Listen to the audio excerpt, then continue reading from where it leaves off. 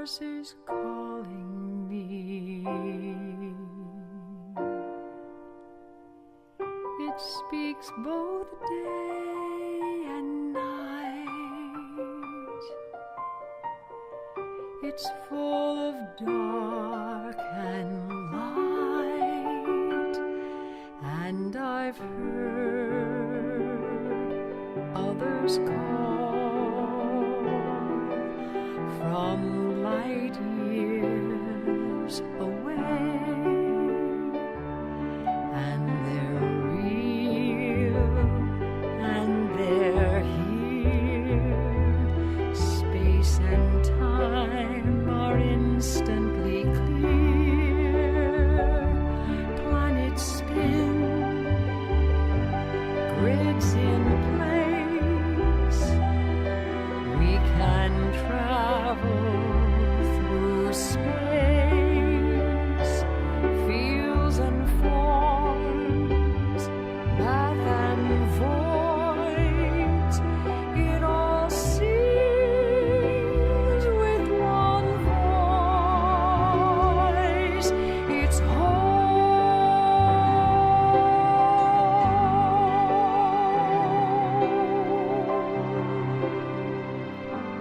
Boundaries set, foundations laid.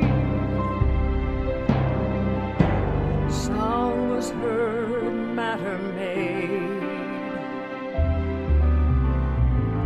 Solar systems from afar. Names and numbers for the stars, and I've heard others call from light years away, and they're real and they're here. Space and time are instantly clear. Planets spin, grids in place. We can travel through space. It's the Lord's.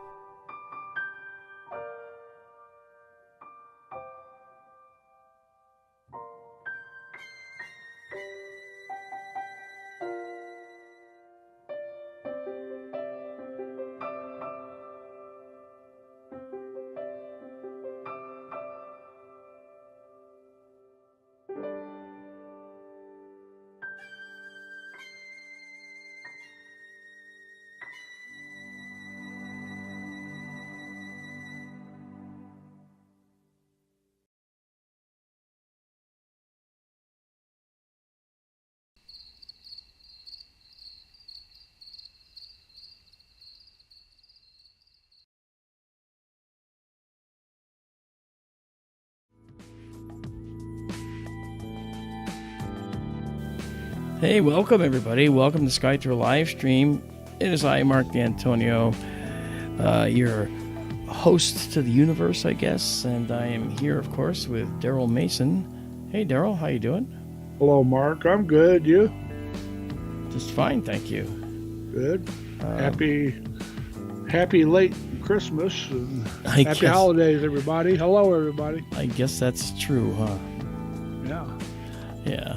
Okay, I got, gotta just change something here. Okay, you're already up and running. Oh, I am. I'm just, I gotta focus and all that stuff. I just haven't done any of that yet. Okay. I'll get set up here on my end. Yeah. Okay, so. Hi, everybody. Welcome. I'm glad you all are here. I'm just setting up. So we're just setting up now. And I will take care of a few things here. I'm going in to set our rate of correction in east-west to 15.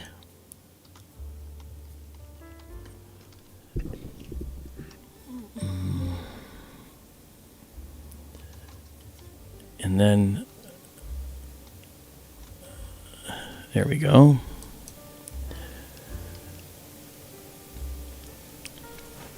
All right, and then we're going to set our declination correction to 22. All right, and after that, we are set there, and then we got to remove the hunting process by which we try to find things. We don't require this high precision stuff anymore. The telescope finds everything on its own without any problem. So we're there. Okay, now let's go back to our planetarium program. And I see my nose. I'm going to bring that up a little bit. There we go. Let me figure out what's going on here. I got to move myself up here. Where am I? There I am. Okay. So, that said, I move myself down here again. All right, here we go. Okay, so now I'm going to zoom in. I'm going to show you our new feature that's really cool. All right, so we're going to go here to the double cluster. Now, the nice thing about this is that once we move to the double cluster, and you'll see it show up here in just a moment. Here it is. Right there. And we will bring it down into our view. I'm going to move the telescope a little slower. We're going to jog to the north and then a little bit to the west. Okay. You can see the colors of the stars when we do this, by the way. It's really interesting. All right. So, I hope all your Christmases were well. I know Christmas for at least one SkyTour live stream family member. We're good. I should say one of the SkyTour family.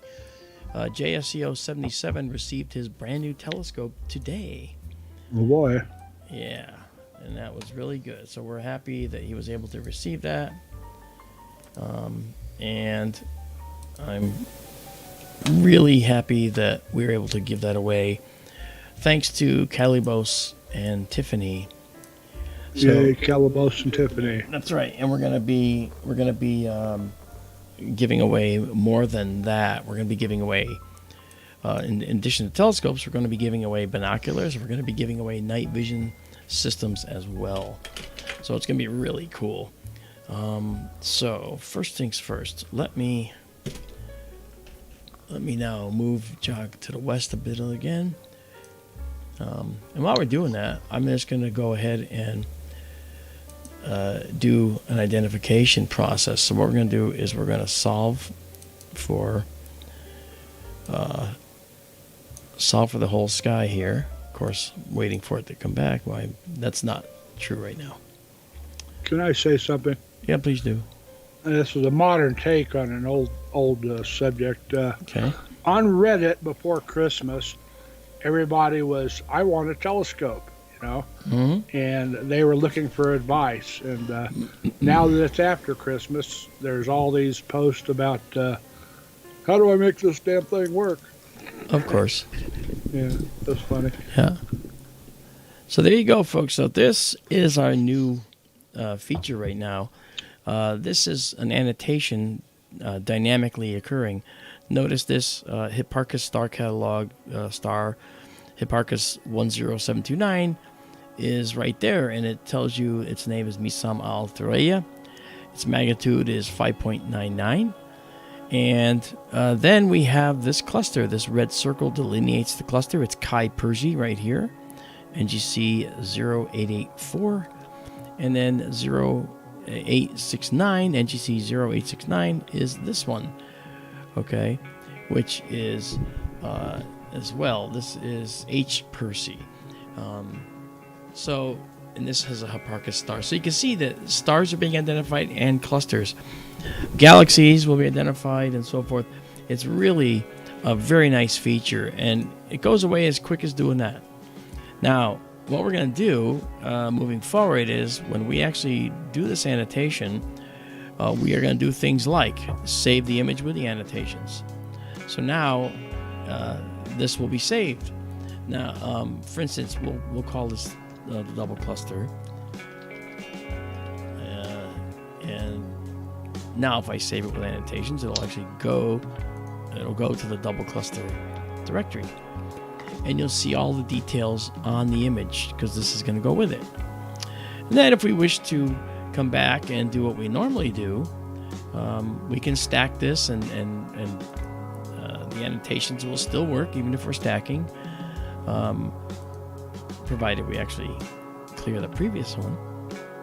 All right, so right now we're on 1 second, which is 1,000 milliseconds, but let's just call it 12 seconds. Okay, and let me drop down the volume of the music just a tad. Okay, so we'll clear this now.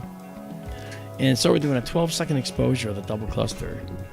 And as you'll see, okay, it's going to be, wow, what a cool thing. Now what I'll do is I will balance this so we can get the colors and everything. Oh, look at that gorgeous cluster. Isn't that amazing? Nice. Wow. Jeez, that's nice. Yeah, so what this allows us to do, now that we're balanced, I'm going to actually pull this back just a little bit. Our dark curve here, just a little bit. All right. Now, if I do the annotation again, all right, you'll see that we still have it. And we can move the screen around and everything, and nothing's going to change. The annotations are proper. And if I now say save image with annotations, there is now in the directory, as you'll see the green bar here, we now have this image. And what's it look like? Well, here's the image that's being saved right now to that area, to that directory. It's got all the graphics and all the indications for what we're looking at. Okay, in case you want to know. We also see proper names of things like these stars and other parts of the cluster. There's also one of the most amazing things. When I first started, I pointed the telescope up just to get it to point up into the sky. And I hit the annotation and it said there's a galaxy right there. I was like, whoa, there is. And sure enough, dead center was a galaxy, properly identified. So that's pretty cool. I want to say hi to Calybos and Papa Tom and Judy M. And Daisy and Zoe Amethyst are here. Fantasy's with us. How you guys doing? Bullwinkle's with us. Haven't seen you in a while. Good to see you, man. Tim F. Woohoo! Good to see you, brother. And we have Renee Cruz, who was first, actually. Calybos, you were second. That's our friend Mike. Calybos, of course, is responsible for the responsible for the telescope giveaways, and we're doing it in conjunction with him. So it's really kind of cool, you know. So this is our good question. Yeah. Does this mean you're going to be saving each image twice now? Oh yeah. Well, this the thing is, it's going to save an annotated image, and if I remove this and now I save it, now we're going to be saving the image that's actually, you know, the right. Well, this image here. Annotation is nice for, you know, details, I guess, names and such. But that's right. The plain image is going to look nicer. Well, of course, we don't want to have any lines overlaying what we're looking at, never. Yeah. But we do want to make sure that we have annotations so people know what we're looking at. Sure. So if we ever find, so here's the thing, if we ever have a directory, we go in our directory and we say, what did we take a picture of? I forgot to name it or whatever. All we have to do is look at the annotation frame, and that'll tell us everything we want to know. And that gives everybody a chance to see what we're doing, too. It's a new thing. It's all good. We love it. You're welcome, too. I know, because you're the one that told me about it earlier. Uh-huh. Yeah. See, I'm useful every once in a while. Yeah, I mean, once in a while. Stop it. Hello, Jane Murdoch. How you doing? All right. So, this is pretty cool. I love the red giants in the left-hand cluster. I know. Isn't that something? Yeah. and they're real, folks. Mm-hmm. Their cluster stars tend to be the same age, and that there are red giants showing up in the left-hand cluster says that they're evolving, and some of the early ones are starting to go into a red giant stage now. That's right. That's right, which is very fascinating. A little progress report on SkyTour, what we're doing. Besides the new features that we have in the nightly streams, I'm also building a new all-sky camera. Our current all-sky camera, which I've shown you before, but I can just show you real quick. This is the all-sky camera we currently have, and if I do a preview, it may or may not work because it has issues sometimes, but let's find out. Okay, so it works. All right. Well, this camera is actually, if I just maximize, it's actually a black and white camera. And it's also not very high resolution comparatively. So what we're going to have is another camera, kind of like the camera on the telescope. A ZWO camera, a 678 MC. It's a color, high-res photographic camera. And we're going to be able to stream the 180-degree sky live. So for meteor showers, we're covered. And we also can do a number of other things with it that are pretty cool. Will you be able to zoom in on it? It will be able to zoom in because we'll be able to connect to it with SharpCap. Yep. So we can just Cool. connect over to this new camera from SharpCap. So we'll go to our camera list, all right, and we'll see that here's our current camera we're in, and there'll be another camera listed here, and that'll be our all-sky.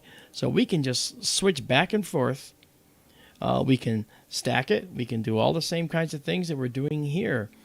And get an all-sky image that's stacked with lots and lots of detail, just to the extent that's possible, because obviously, the sky's moving all the time, and that camera's not tracking the sky. But the camera is, and this whole system is going to do three things. They're going to create star trail diagrams for the night. They're going to create these other diagrams, which actually show little snippets through time, hourly, that show the quality of the sky, whether there's clouds or not. And then you'll see, of course, the individual time-lapse movies for the night. And I'm working to try and make that so it's available as a public web server. You'll be able to go and look at everything that we did that night. So let's check in on what happened last night in SkyTour, and you'll be able to see it. Now, what's also interesting is you notice where the telescope is, right? Sitting there. Right now, it's pointing up, and so a little bit of it's peeking out of the building. The all-sky camera is going to see all around, and it might be able to pick up, depending on how we mount it, it might be able to pick up what's going on just at the top of the building. You might actually see the telescope sticking up once in a while. So that'd be kind of fun, but we'll see. Bill's going to be so jealous. You better build 2 of them. I'm actually planning on building 3. We need one for this setting. We need one for the second building we're putting out there, and then we need a third one out here. But I would be happy to build a 4th for Bill. Boy, this is really pretty. Yes. Oh my gosh. I'm very curious to see how this is going to turn out. Wow. YouTube has been showing me videos recently of people building their own all-sky cams, and Yeah. it's going to be a big step up from the old black and white thing. Yeah. But it's actually going to be easier for me because it's in a programming language that I can write, and it's pretty cool. Okay. I just turned something off. Okay. So we save this now. This is, I just, look at the colors. Yeah. Wow. Wow. Yeah. And again, this is the double cluster, as you can see here. H and Chi Persi. Very nice. Mark Calybos wants to know, can I ask Mark if we can give away a pair of Celestron Cometron 7x50 binoculars tonight? I think that's a great idea, Mike. Mike, of course, as you know, has been the mover and shaker with telescope giveaways. And I would very much like to do that, Mike. And so you want to do how you did last time? And by the way, if you won once, you've got to wait at least 6 months to play again, okay? Because we aren't giving away chocolate bars. You know. Don't want to see you reduced to eating dog food. Right. Or cat food. Right. Mark, before I forget, Cosmic Ray says Rumble is not live. Okay, that's... I'm not sure that's true, but I will check it. Let me go see. All right, let's go see, guys, while we're here.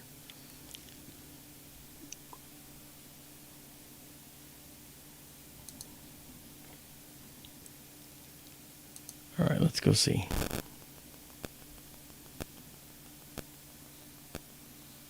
Well, all right, don't know what happened. If it isn't, it isn't. Okay. Either way, we'll figure it out. This is live, and the people in the chat are watching live. So, I did tell Rumble to go live, actually. So I'm not sure why it didn't, but thank you for letting me know, Cosmic Ray. All right.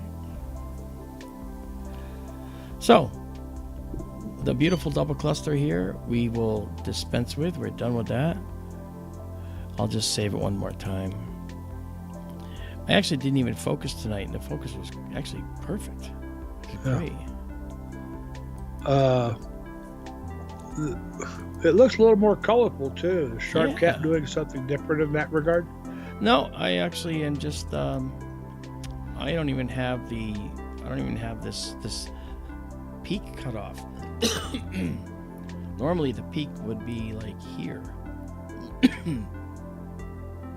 See? Oh, that looks good too. Yeah, but if you bring it back a little bit, then having a little bit of lower contrast of the background is actually easier on the eyes.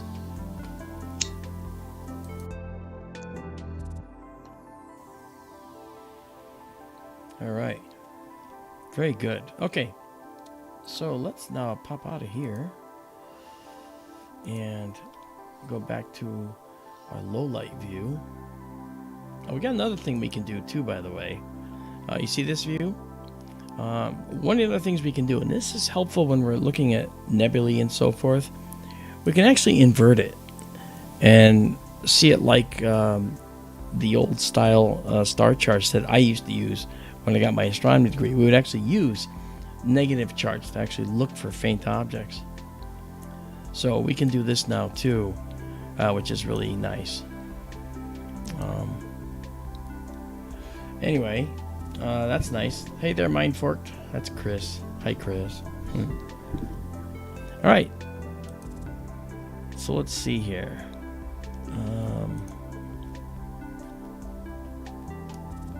All right. Double cluster.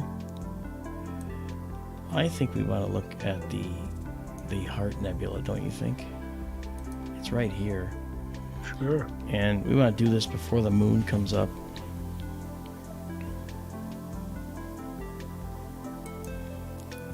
So we'll do that. Yeah, you got about a half an hour. I know it. I'm going to get these in. Yeah. Moon's already up here. Yeah. We're both mountain time folks, but I'm farther east than Mark, so he's sky time wise, he's about a half hour behind me. Yeah. Okay.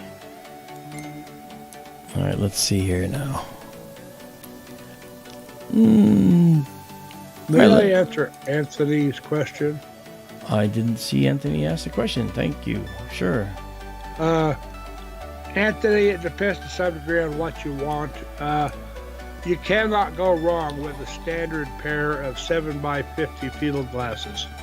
They are the most versatile. If you want to specialize, or if you want like a pair of compacts or something for hunting, well, you can get smaller binoculars, but they'll tend to have a smaller exit pupil. Exit pupil is the size of the cone of light that's leaving the eyepiece. Eyepiece is on a pair of binos, and you want them to match your dark adapted eyes, the diameter of the pupils, the irises.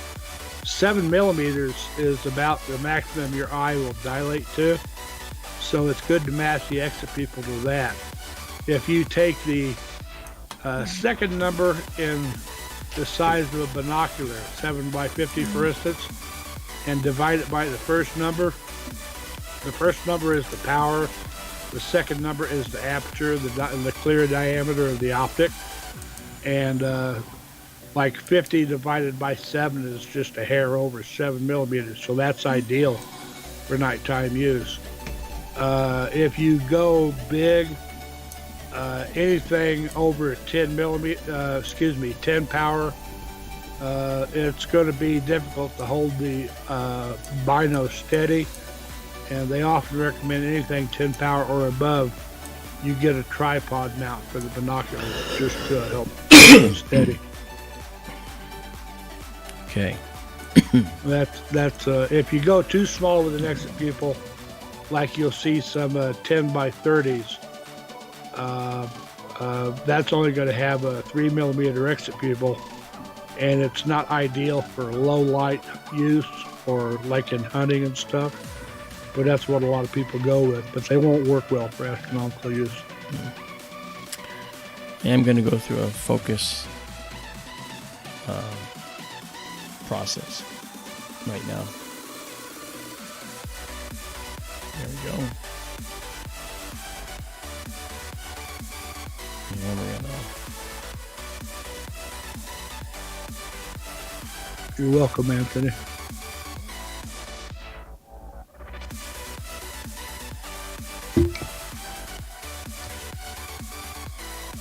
Okay, we're going to just focus here, and then we're going to photograph the core of the Heart Nebula, which is right there on the right. Now, obviously, if we were to come in here and solve for this particular image, then it gives us the Heart Nebula, which you can see right there. Which we will do again. Once we get our focus, we will do that.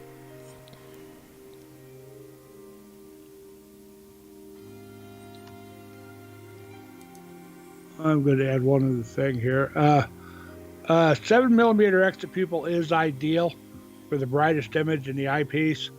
If you're old like me, though, your eyes may not dilate as far. They generally say 5 millimeter maximum for old people. So like an 8x40 would be good, because that gives you a 5 millimeter exit pupil. Well, good timing. We just got our focus here. We'll come out of this. And our photo, let's see, this is going to take us down. Here we go. Okay. All right. So let's do this. Let's photograph this section here. And we'll do 25 seconds. Now, as I've said before to you guys, the most important parameters on this entire screen are this one, the exposure time, and this one, the gain. Right now our gain is at 200, as you can see, and our exposure is 25 seconds. So you trade off how long you want the camera to receive imagery. Okay, let's see. Oh yeah, so that's going to be our bottom core. There we go. All right. So we'll go back into our stack now, and we'll capture moving forward now. Elisha, Here it is. Venus, and Darlene are here. Alicia's here. There she is. Hey, Alicia. How you doing? Hey there, Mezif Astro. How are you? Anthony DeSanto. Hi. I didn't say hi to you before. Ricky Picardo. Great to see you. Donald Kunzer's with us. All right, there we go. So this is our first shot. All right. Let me add another enhancement, which you may not really notice too much, but I'm doing what's called color noise reduction. And it's going to change the noise level so it actually makes the nebulae more visible. Okay, so we've got a number of things we're doing. All right, so let's now you see how the green curve and the red curve and the blue curve are kind of off from each other. They need to be aligned with each other for the most part, which is why this kind of looks kind of green. But watch when I correct that and I line them up. Now look what happens. Now we see all this beautiful color coming through. See that? Incredible. And as before, as I said, we see the IC 1805, the Heart Nebula, Star Cluster plus Nebula. It's a magnitude 6.5, and it's in the NGC catalog, and it's in the IC catalog. IC is Index catalog, NGC is New General catalog. Okay, so that's pretty cool. And so it's NGC 1805. Well, it says IC 1805. That's what I meant. NGC 1027. Cool. So that's one new feature. The next new feature, as I said, is reducing the color noise to make the images more beautiful right from the get-go. And as you can see, it is. And I'm going to actually add yet another additional sharpening tool to actually give us this a beautiful separation of detail between the star background and the clouds of gas here in the Heart Nebula. Well, maybe that's the difference I noted. Oh, maybe the color noise reduction? Yeah. Oh, probably. Yeah. And our filter, I've got this way too high. I don't need to be up this high. This is the full width half maximum, the width of our star images, in other words. The lower the number, the sharper the stars are. And it's pretty cool. I love this new system. It's getting better and better and better. Really is. And when we put our new all sky cam in place, wow, it's going to be night and day. It's going to be full color, high resolution. The stars will have as much resolution as what you see here on the screen. And you're going to be able to see, that'll be the whole sky though. You know, like almost horizon to horizon. And I'm doing it with what's called a Raspberry Pi version 4, an 8 gig microcontroller.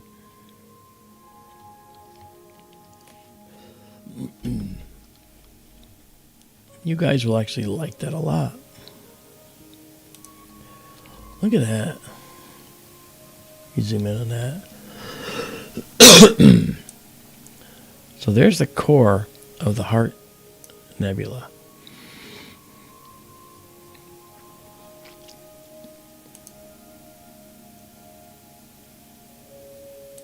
Yeah, that's nice.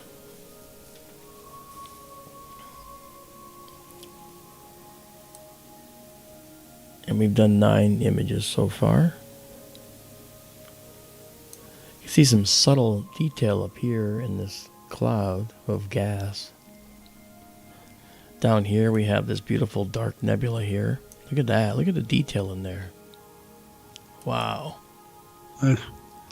And a satellite that zipped on through.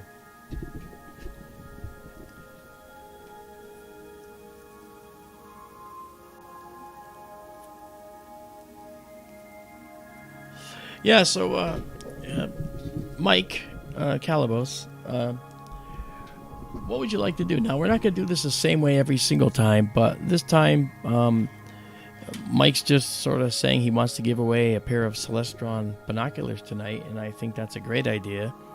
And we have been the exclusive outlet for him to give away stuff. So, SkyTour Livestream is your place for equipment. If you want equipment, just ask JSCO77 who received his telescope today.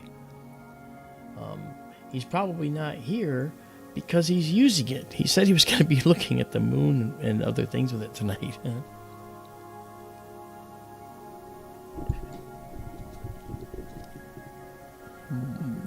All right, I am going to go look at my messages just in case Calybos has messaged me. I'm not sure he has. Yes, he has. Okay, the Celestron Cometron 7x50 binoculars. Okay.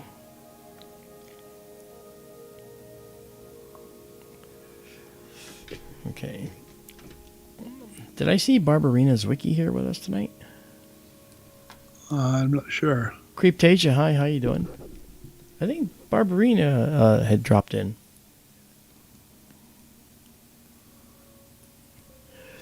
Mezifastro says, I was hoping to complete a 100-hour imaging project on IC 1848, the Sol Nebula, before the end of the year, but it's not going to happen. Well, we'll check out the Sol Nebula after this anyway, Mazif. I think that's cool. Oh, there's Barbarina. Hi, Barbarina. So nice to see you back with us. Barbarina's Wiki, those of you that are into astronomy, and you recognize that last name, this is the daughter of the famous astronomer Fritz Zwicky. And she will come in now and then and join us. It's so nice to have her with us. Can I ask a stupid question? There are no stupid questions. But now that you've said that, go ahead. The Heart Nebula. Yeah. I assume we're looking at just a small part of it there. Yeah. I don't see the fish head. Oh, the fish head is probably... it's far outside the field. It's probably Right. several fields farther. This is just the indent at the top of the heart, and the fish head is way outside all this up to the upper right. Okay. That's kind of what I was thinking. Yeah. It's due to the smaller field of view of the new camera. Oh, yes. A smaller field of view, but more pixels crammed into the same amount of space. And as I've mentioned, this particular camera, the 183 MC Pro here, I just color corrected and look at the difference. You can see way more nebula. This 183 MC Pro is tuned specifically for our exact setup. So we have what's considered the optimal camera for our f2 10-inch system. So it's pretty cool. Got a message from Izabela. She apologizes for not being here. It's 4 o'clock in the morning there. Oh, it's early. I don't think she's been to bed yet. Oh. Maybe she'll show up later. Right. Well, folks, keep those numbers coming. And remember, if it's in the chat, it's official. So if you have a guess, put it in the chat. And I believe you want to do a number between 0 and 1,000 again, Calybos, for this particular giveaway. So keep it up.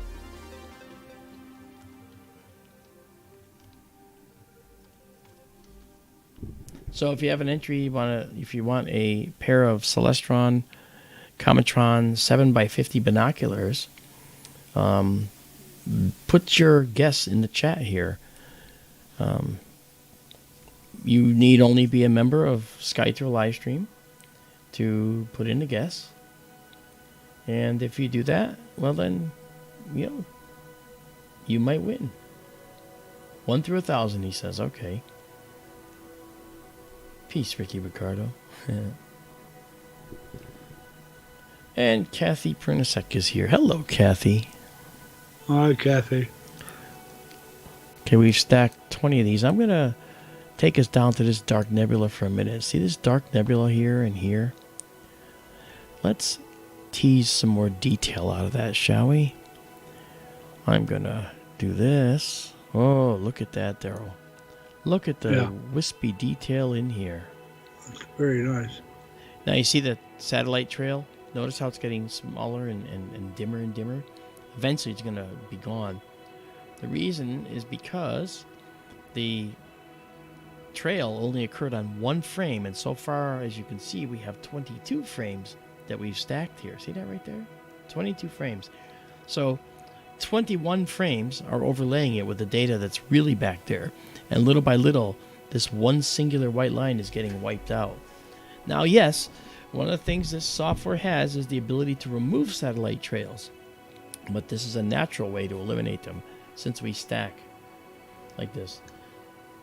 Hey there, railroad engineer. Okay, your guess is noted.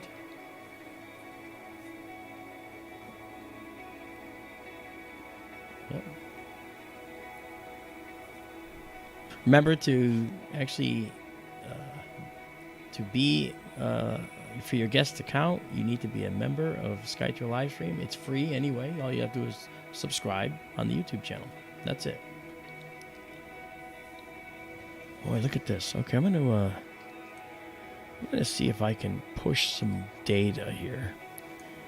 Yeah, and then I can darken this up, and we should be able to see this beautiful dark nebula even more. Look at that, Darrell. Look at that. And let's color correct that. Look at that. Yeah, that's pretty. Now, we have a little noise there, but we can remove the noise just by moving this down a little bit. And now look at how pretty that looks. This is a very complex region of the sky. This is the Heart Nebula, thousands of light years away. And it's a stellar nursery. Stars are forming in here. And you can see there's a cluster of stars right here.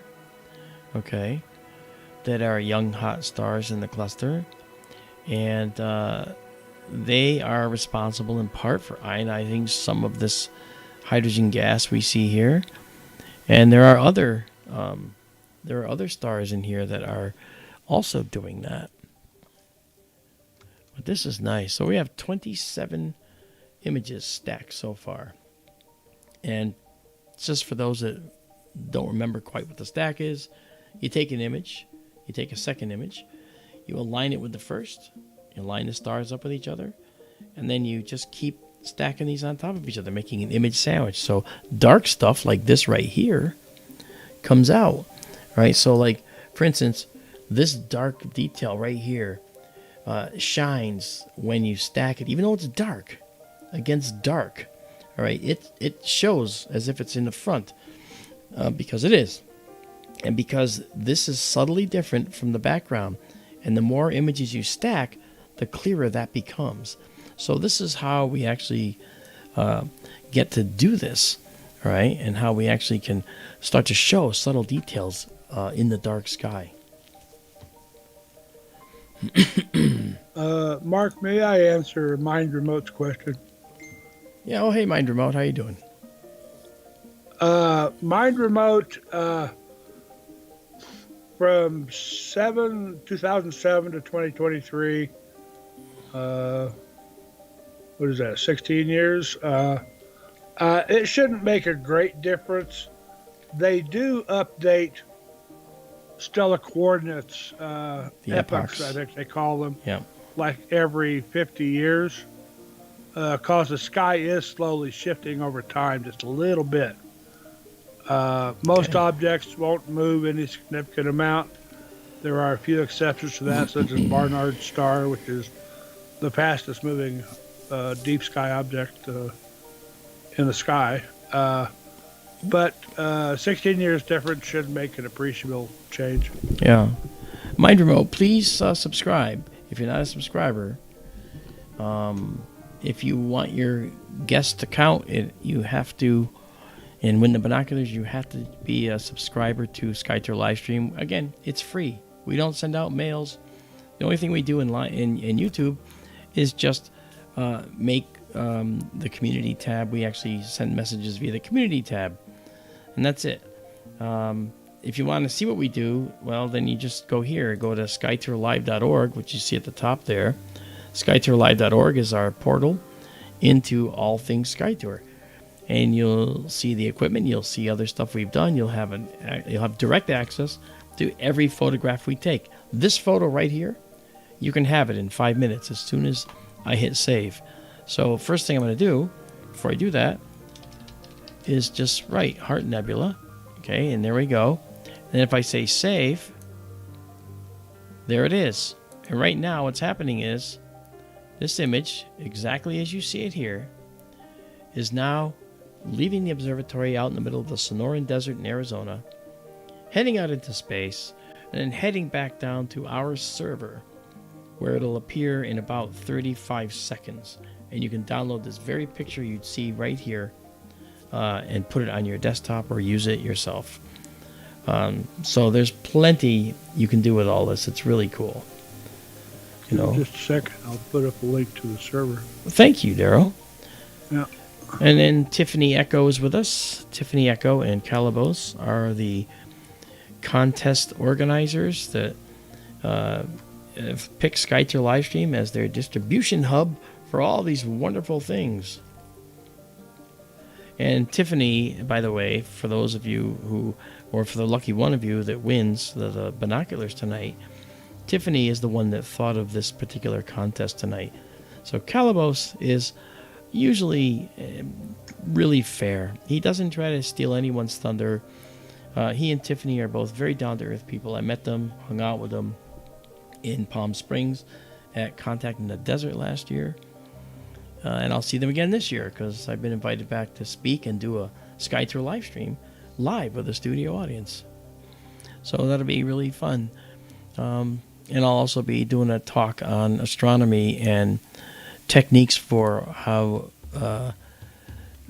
spacecraft might actually really travel using physics that everybody can understand. Look at this, Darrell. Look at that. You got 1, 2, 3. These beautiful. I guess they're like prominences of nebula, right? They're just beautiful. Look at that. Look at this interesting object right here. It's dark on this side, and then looks like it's 3D as it's lit from this side here. Very nice. Okay, we'll save this, and I've made an executive decision. Instead of going down to do the soul, I'm going to head up to the upper right, and I'll do the fish head tonight.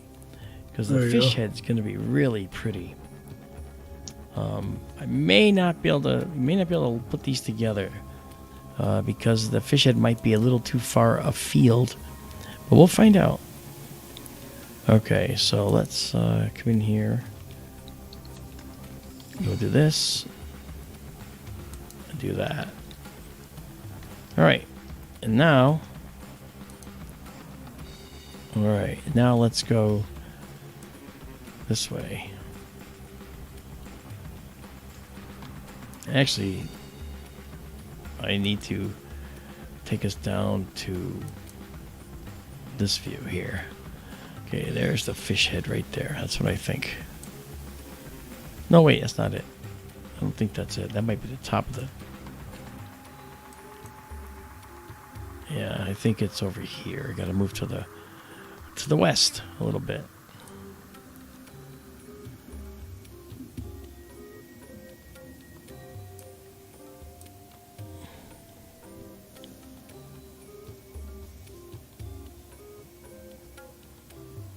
Yes, I'll use the annotation thing to see for sure.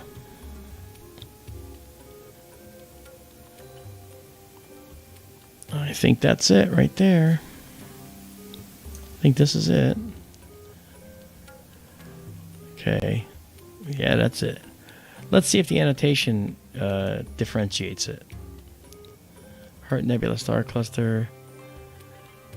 We have NGC 1027 over there. I think we talked about open cluster. Let me do this. Make sure that we got the right thing here. That's what I thought. Okay. Yeah, see, so it shows it. It shows the it shows that right there. So the Heart Nebula is within this yellow circle, and then if I click on this, it shows you NGC 896, which is a nebula, and then 1795, which is a ionized hydrogen region. Okay.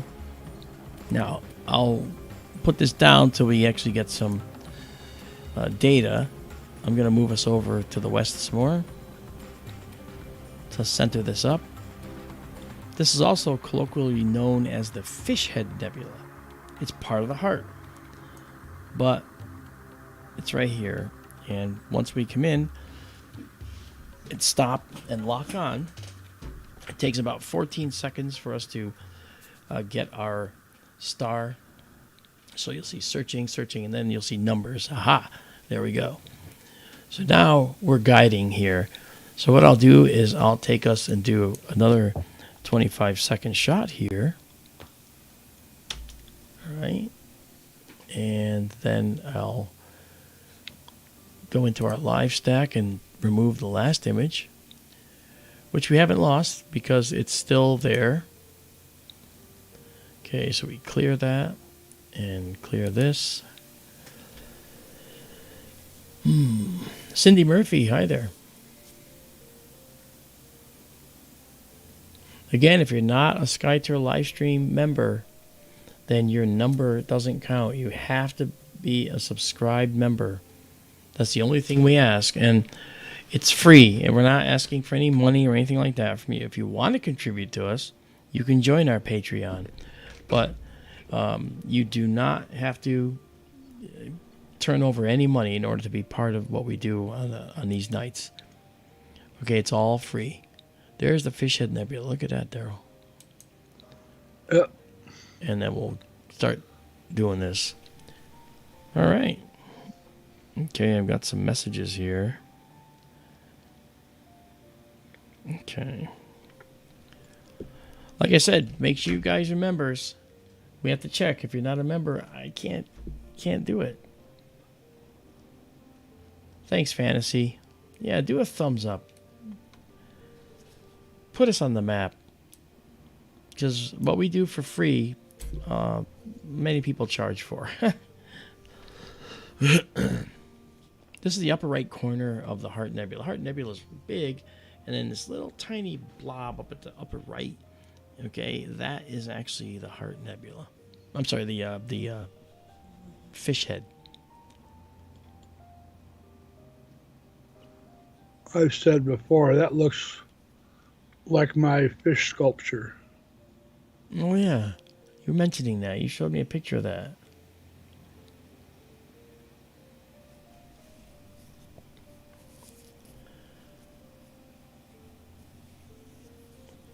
Okay, let's see if we can pull out any more red. We'll darken this up. Oh, look at that. Now, if we go down here, this is the core of the Heart Nebula here. So this photo and the photo we just took will indeed mosaic together to form. Now, they won't be a complete image of the heart, but before the moon comes up, this is about as good as we can get. Otherwise, we'll end up having the other frames are going to be too bright. We are going to do the Soul Nebula after this, though. Oh, Donovan is Alicia's husband. I see. Yep. I met Donovan and Alicia and Darlene. And it was really cool. They're excellent, great family. Darlene does cheer. She likes to travel and do cheer competitions. I think they were first place, if I don't miss my guess. Alicia, in some division, they were first place. So I'm so proud of Darlene. Darlene's probably a future scientist, too. Cool. Yeah, she's curious about that stuff. 6'1" woolly beast. Obviously, he doesn't watch the stream, Alicia.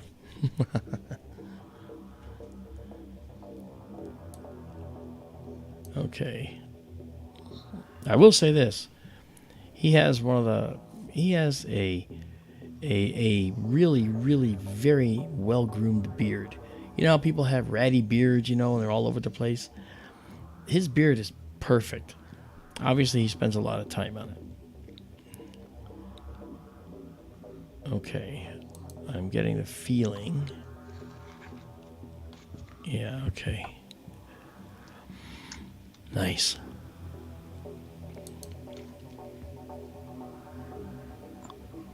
Hello, Benjamin Izabela. How are you?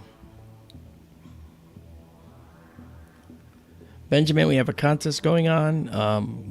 A number from 1 to 1,000. Closest person, above or below, wins a pair of Celestron Cometron 7x50 binoculars tonight. So,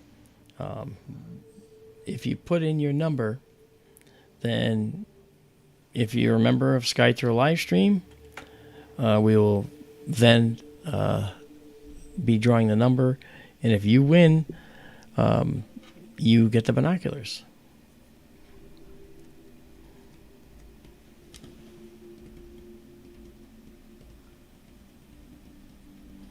Darlene has some time to think about it, Alicia. That's right. Texas A&M is a fantastic school. All right. Aggies.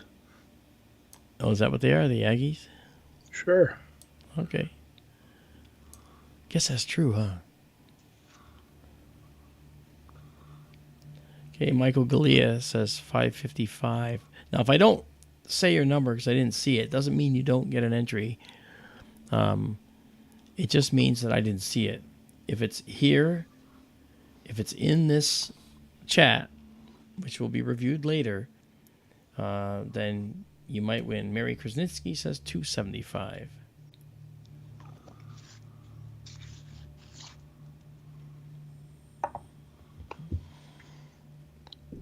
Can I pick a number? Not for me. If I won, I'd give it to someone else. Someone in chat. I would. I guess in those conditions, sure. You could. All right. Thank you. Just put it into the chat. Creeptasia says 111.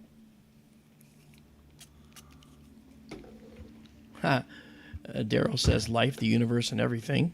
That's right. 42. And the mice say, thank you for all the... Was it? Thank you for all the cheese? What was it? Douglas Adams, the final line in the... Okay. So long, and thanks for all the fish, wasn't it? Thanks for all the fish. I think the dolphins said that. Yeah, oh, yeah, right.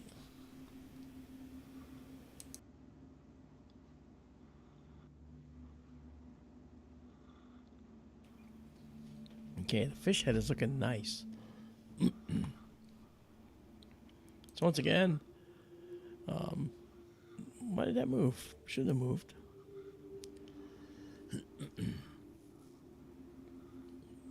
Can I ask a favor? Yeah. If I sent the picture to you, would you show my fish, please? I should be able to. Okay, give me just a second.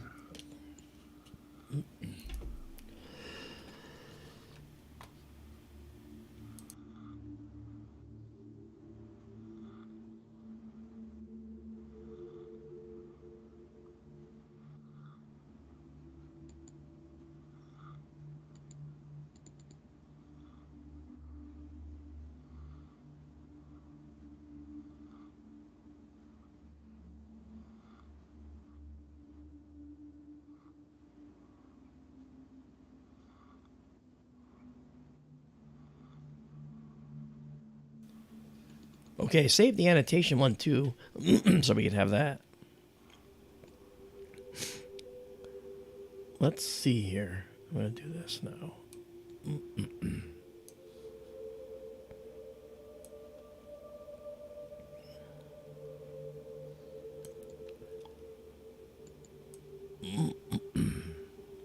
Pull out detail. Look at that. I'll cut that away. Color correct. Okay. It's in your chat. Okay.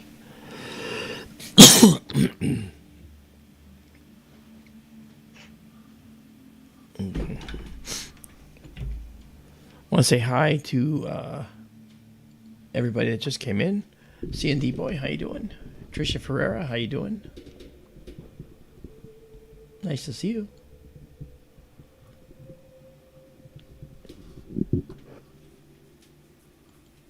Now, for the winner, what you have to do is go to skytourlive.org when you win, and go to the contact form and send an email to me. Okay, it's really, really easy. And in that email, we need your full name, your address, and all those things. Okay, no credit cards, nothing like that. Just your name and address, so we can send you this set of binoculars. Pics in your chat. Yeah, okay.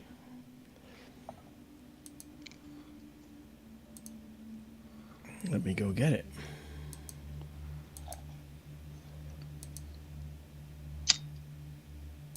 Oh.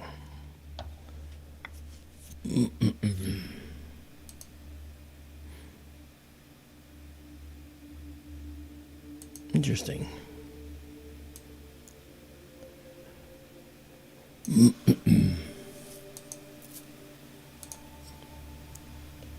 All right, let's see here. This has to be it. Okay.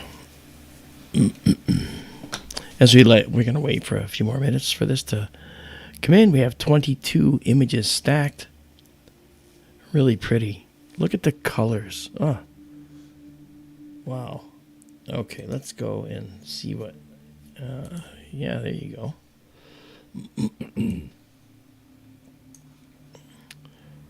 All right, let's see if this works. There's Darrell's fish. And I guess, in a way, you could say that sort of looks like the fish head. Yeah, so not bad there, Darrell. Not bad at all. It. No, you don't, but they do. Okay.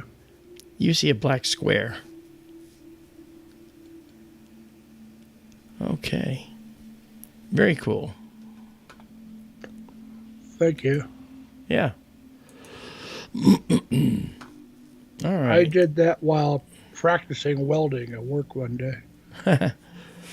Well, you practiced well, Ding. Look at that. Okay. Can you check if the moon is up right now? I mean, it's 7:43. The moon is up, isn't it? Yes. I think it was supposed to be up 7:07 in Arizona. Yeah, I see a blue cast here. And I believe that's the blue cast of the moonlight. Okay. All right, cool. Well, this is the fish head. And I'm going to make it its own object. Nebula. All right, and we'll save it.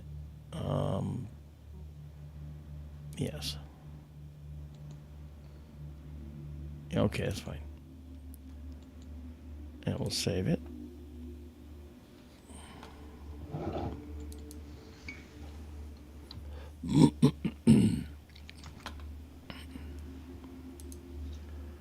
Save exactly the scene.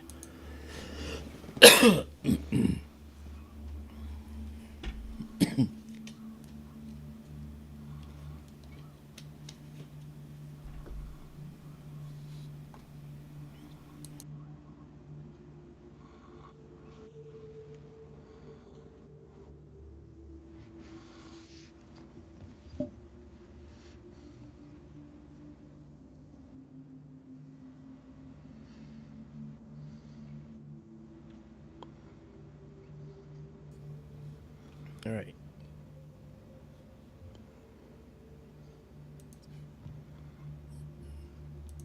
All right, we'll get out of that.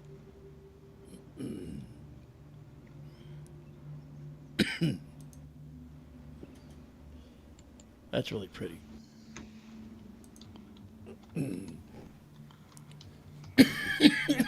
Wow.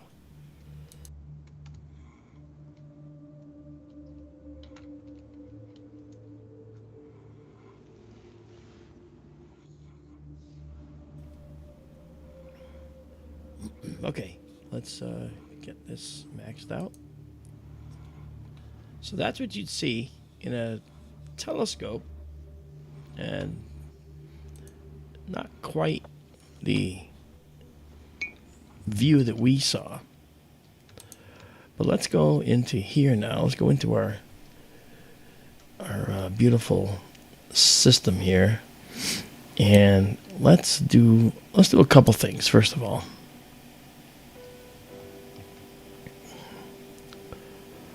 okay, that's the heart right there.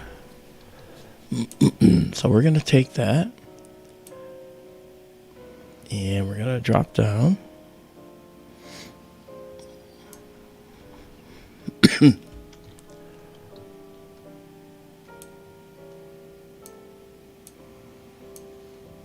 Okay, we're going to center the cluster.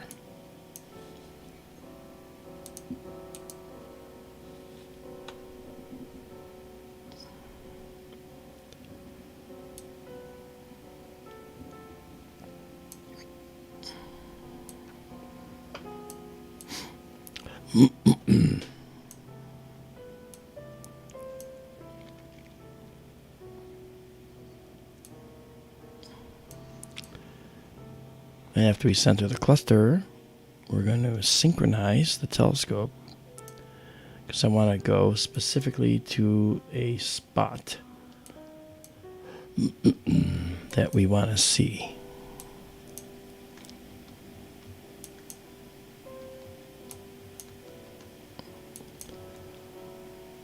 Okay.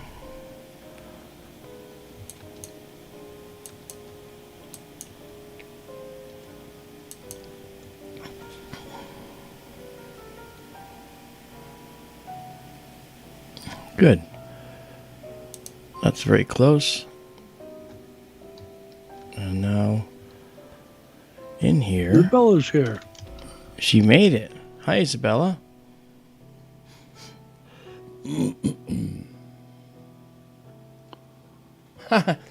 That's funny. She shows up when I mention her name.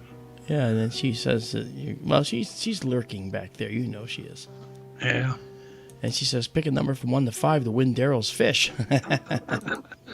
The fish is not for a giveaway. 1 to 1,000 for a pair of Celestron Cometron binoculars, courtesy of Calybos Tiffany, and of course SkyTour Livestream as the facilitator. All right, so let's go in here now and let's take a ride down.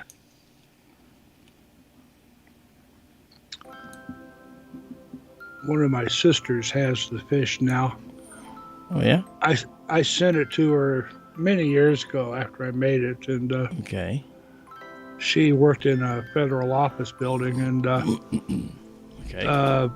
some of the seaweed you can see in the image, it was clanging together inside the big cardboard box, Oh, really? making a ticking noise, and they were afraid it had a bomb in it. Oh, that's funny. That's funny. Let's go back here.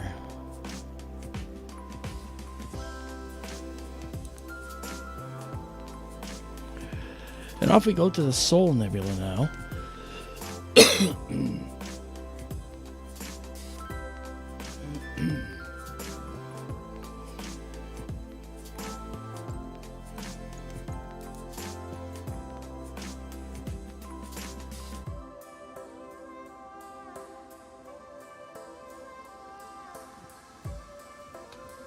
Okay. Elisha, Leisha. we haven't had a lot of snow. We've had several relatively small storms. They get tons of snow up in the high country, though, in the mountains. I'm in Colorado Springs, where the mountains meet the plains, and we don't get so much snow down here as a general thing. Okay, I'm going to start on the soul. This will be 25 seconds, as before.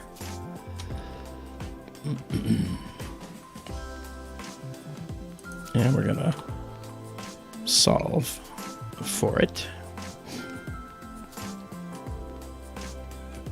There we go. We'll wait for that to come in.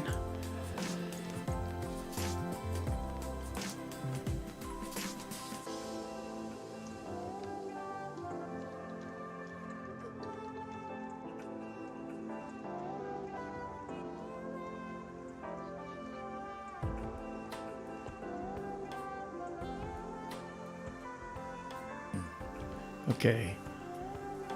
Let's see what we got.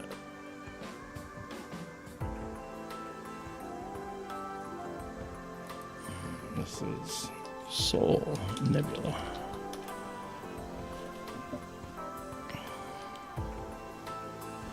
Okay, Soul Nebula needs a little bit higher value for a full width half maximum diameter.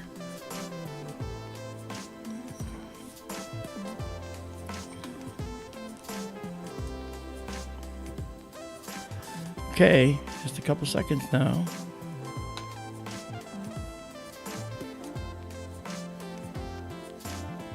All right, let's get rid of this. And let's go back to our histogram. Not much to see there until you color correct it. Yeah. And then process. And we'll bring that back a little. And kick up the dark background. Yeah, look at that. Look at the beautiful stars that are developing there. And there's more here too, down at the bottom. I'll tell you what. I'm going to... Star baby. Yeah, that's right. I'm going to drop that and get rid of this and allow us to look at the whole image. Oh yeah, look at that, guys. Now that's really pretty.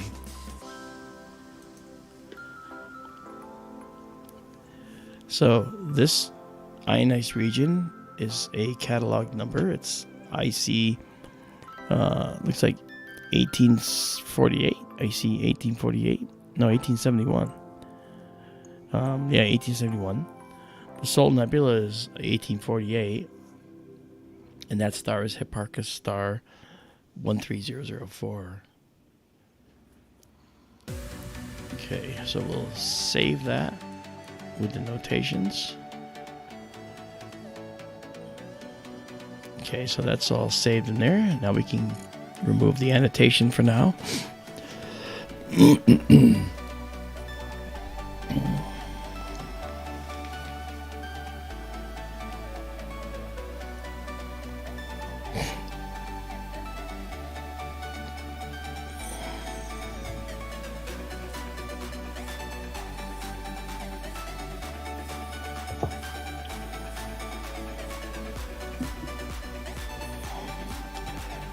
I'll be right back here.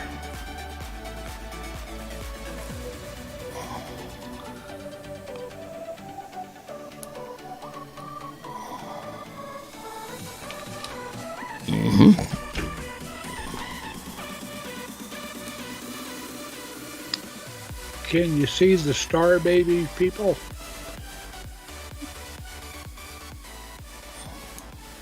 Can they? That's the question.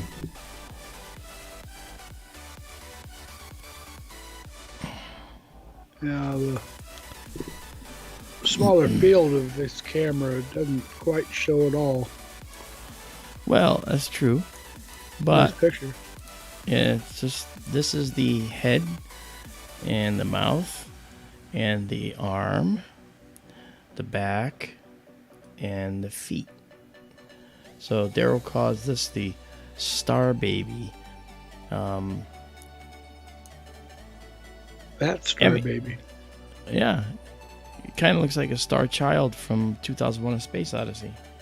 Uh-huh. All right, let me just do a bit of maintenance here. I want to go out and do a color correction now and pull out more of the red. There we go. Now I'll take this in a little. Now that we have 9 frames, and I can start to darken up the background a little more. Here, look at that. Wow, guys. Nice.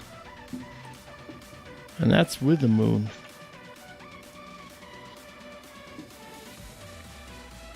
Look at that. Really pretty.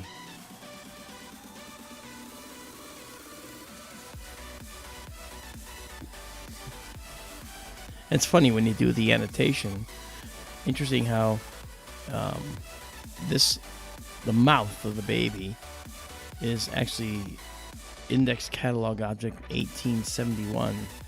It's a doubly or singly ionized hydrogen ionized region. Pretty cool.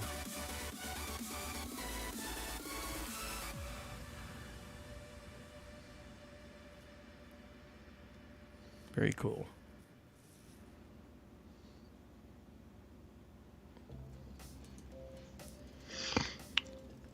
I still think images seem to have a little more pop to them now. Yeah, I mean, we're getting better color rendering. Now, there's a couple of ways we can do this, actually.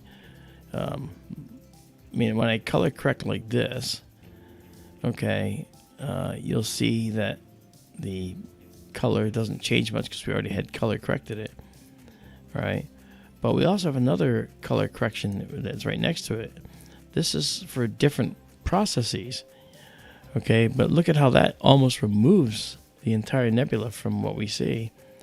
If we go back to the other processing, okay, now we actually have our old, what we're used to seeing now. So under different conditions, that's useful.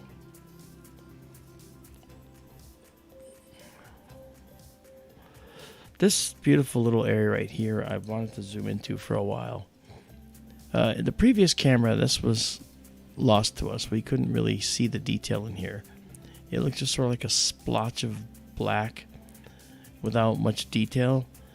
Well, now we can see that it's got lots of detail in it. Pretty cool. In fact, we can probably, just by dropping this down, blend some of that noise out and see it a little better maybe. Not really. Oh, maybe. Yeah, you can still see that this is like splotchy. This may very well be several condensing dark clouds. Because undoubtedly these are molecular clouds in here. This black dust is going to have some molecular properties for sure. Okay. Let me pull this way over for a second. Mind Remote asks, can you give a perspective of size, like the size of the baby's arm? Yeah, actually, that's a good question, actually. Go ahead. Okay, so knowing the distance of this, I have a computer program I can write, and I can take and measure this distance and figure out its actual size in light years. I hazard a guess. Let's go and look in our planetarium program. The distance here says that the Solar Nebula is around 2,000 light years away, 2,100 light years away. Okay, so at that distance, I can tell you that this size here is probably maybe from here to here, approximately 8 to 9 light years. Maybe a little more. Because at maybe less actually, because I'm looking at this overall. This is probably 6 light years from here to here. If it's 2,000 light years away, it's actually like 2,100 according to what we're looking at. But I can get the exact value by getting the exact distance. And once I have the exact distance, I'll be able to calculate this length and every single protuberance and so forth. I'll be able to calculate all that. Calculate the area that it takes up in 2 dimensions. You can't do the 3D because we don't know the 3-dimensional layout of this. Like that arm, part of it could be way out here coming toward us and the rest of it way back here going away from us. You know, we don't really know. At least I don't know because I haven't seen any studies of distance to the nebulous clouds. Is that full field? This is not quite the full field. Let's go to 20% and then you'll see the full frame. That's the full field. So it's 1.5 degrees long and 1 degree high. That's correct. Yeah, so the arm maybe a 0.5 degree long or a little less. Yeah. And at the distance, wise, I mean. Yeah, I can. If you figure this in arc minutes, I wrote a little thing into Photoshop where I can just calculate the length of something in arc minutes, and knowing the distance, convert it to light years for the actual light years, which I think is really fundamentally important if you're going to study these nebulae. So I'm going to guess, if it's 2,000 light years away, I'm going to guess 6 light years across here right there. I don't think it'll be too far off. Izabela has a question. Sure, Izabela. What's she got to ask? Do molecular clouds mean clouds of organic molecules? In part, they do, yes. For instance, some of this dark nebula, like this one we're just looking at, these might be carbon molecules, carbon molecules. And they will have attracted ices that will freeze onto their surface, like methanol, formaldehyde, and these are the grains of dust, right? Formaldehyde, carbon dioxide, ice, right? Water ice. So you're going to get a lot of organic compounds out there, ammonia, methane ices. So you are going to get hydrocarbons and a lot of carbon-based compounds in here. This is why these dark nebulae are fundamental and key to the origins of life in the universe, because that's exactly what we see. We see them promoting that. This is a dark nebula that sits in front of the nebula behind. So that dark nebula is up here, and that red nebula is back here passing behind it. Sorry. Interesting stuff.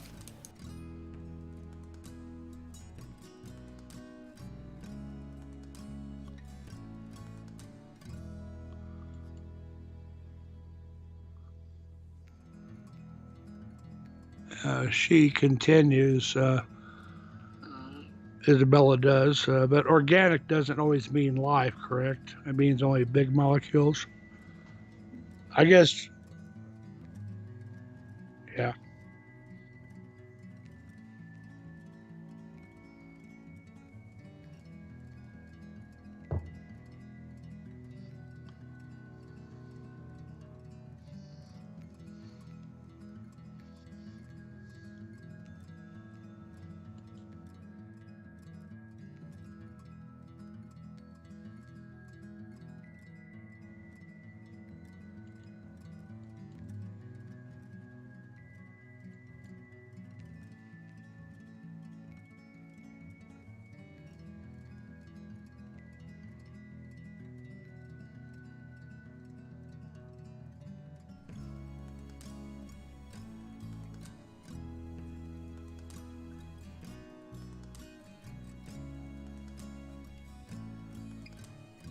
Mark, you're muted.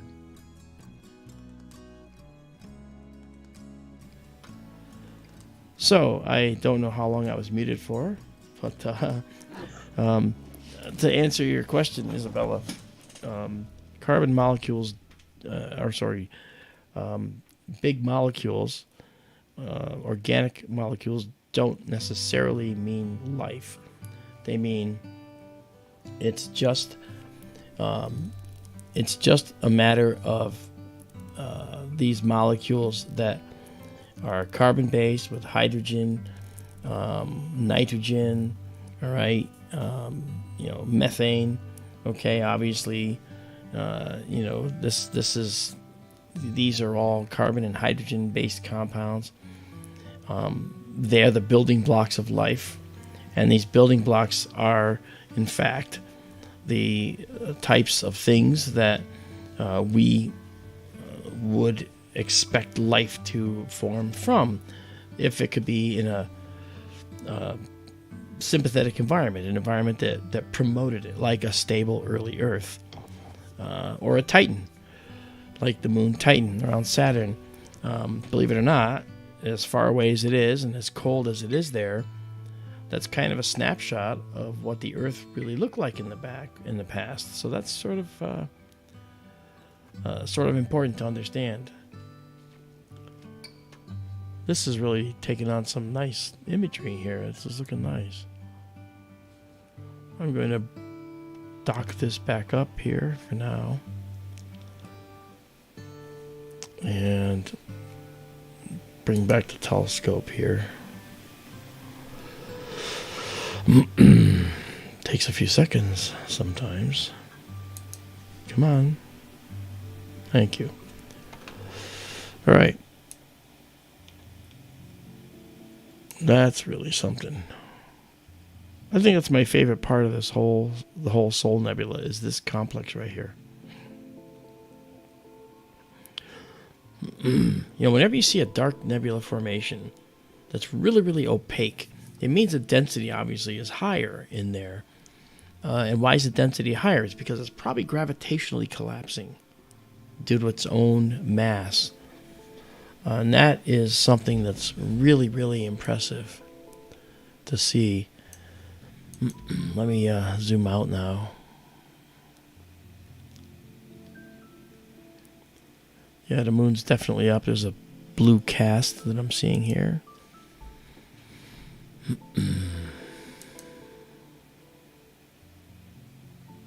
Yeah, but it's looking good. Okay. Well, this is the Soul Nebula. We'll save this. And save it exactly as seen.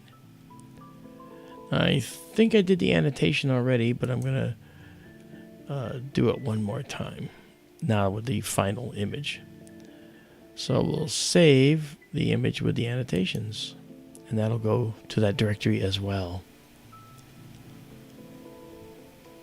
Okay. Good.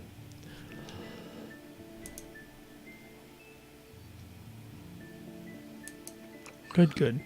Can I make a request after this? Yeah, you wanted to see a galaxy, if I recall. Yeah, NGC 891.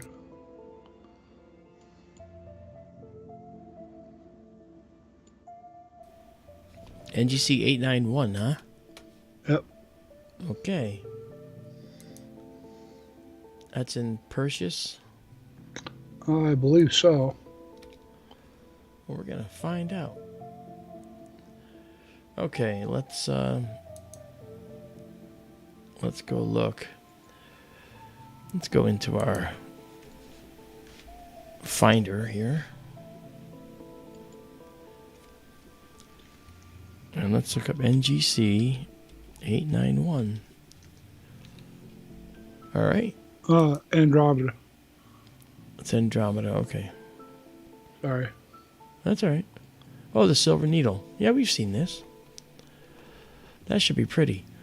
Let me see how high is this thing. Geez, it's only 80 degrees above the horizon. I'm not sure that's high enough. I'm kidding. That's pretty high. That'll be almost directly overhead, I think. Not quite. It'll be just a little bit north. Can we see this? Ooh, I'm wondering. Wait, let me try this. Yep, I think we can see it. Let's go.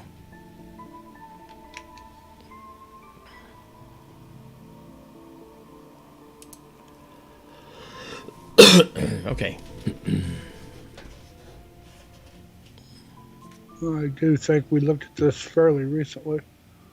I think we did. Worth another look, though. Yeah, I think it's right there. But we don't have to guess anymore. All we have to do is bring this up and do our solution. And it should tell us.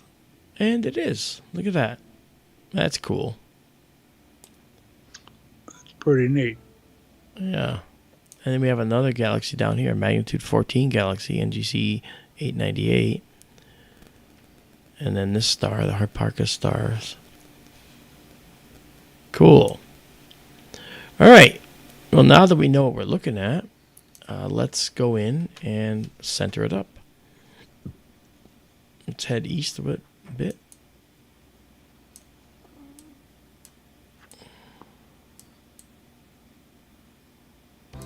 Oh.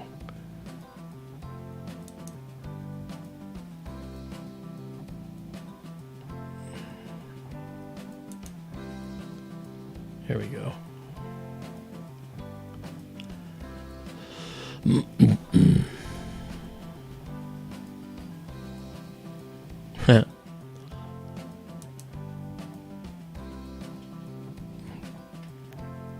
There we go. Okay. All right. So now what we can do is set up a 35-second shot. It might be a little bright because of the moon, but we'll try it. All right, let's bring this up. Our live stack.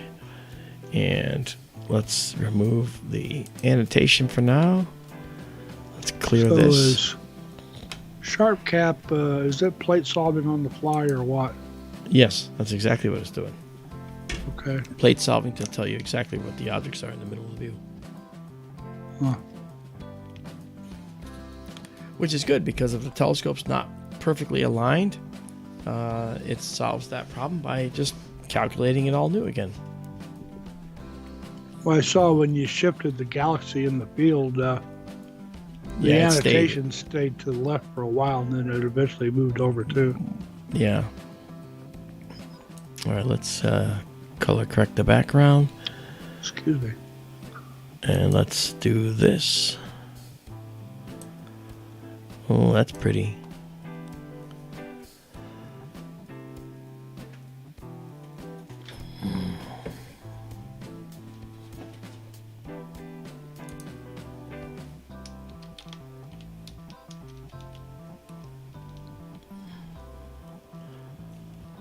So this is NGC 891. It's a galaxy. GAL.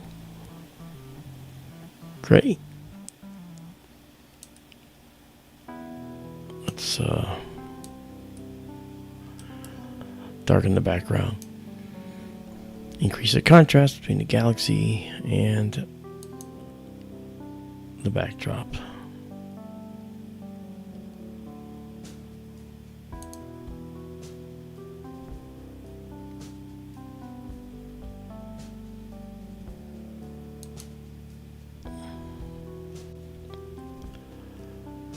Okay, we can zoom in a little bit. We've got 3 stacked here. You can definitely see there's a little white spot here, and this is beautiful. The edge here is not perfect. You know, that's nice. I think maybe we looked at this fairly recently, I want to say, and We did. again, it is mindful of NGC 4565 in the spring Yeah. sky. in coma, but the dark lane down the center, actually, it has quite a bit of detail in it, Yeah, it does. especially on the lower right part. You can kind of see notches and chunks in it. Yeah. There's actually a light area right here. See that? Okay, let me zoom in more.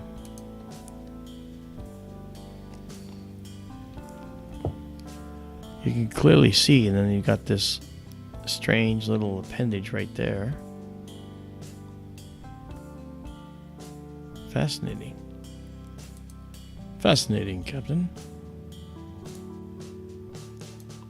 I agree, Mr. Spock. Alright. Let's increase the contrast with the backdrop here. Bring out more detail. Look at that.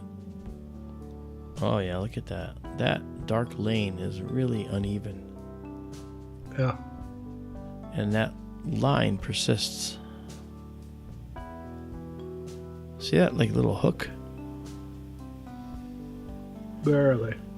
Yeah, let me show what I'm talking about. Do you guys see this little hook inside that box? That black hook? I wonder if that's actual. We'll figure it out. It's a magnitude 10 galaxy, NGC 891.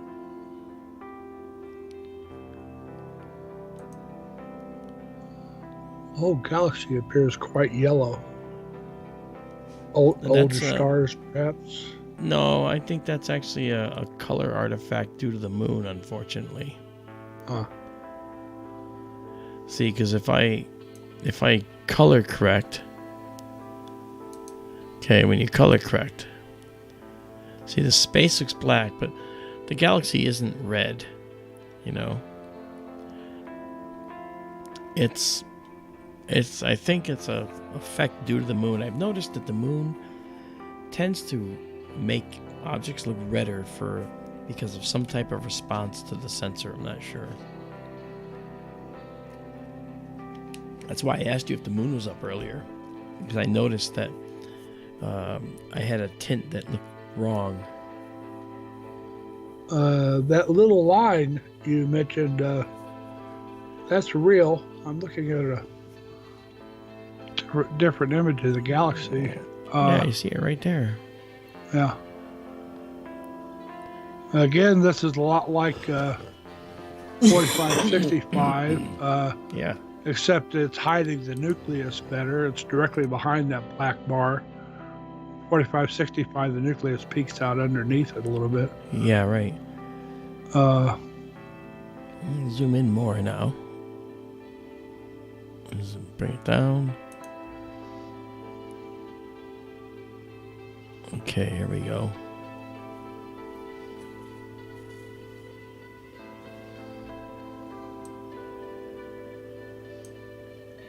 Galaxy is pretty yellow.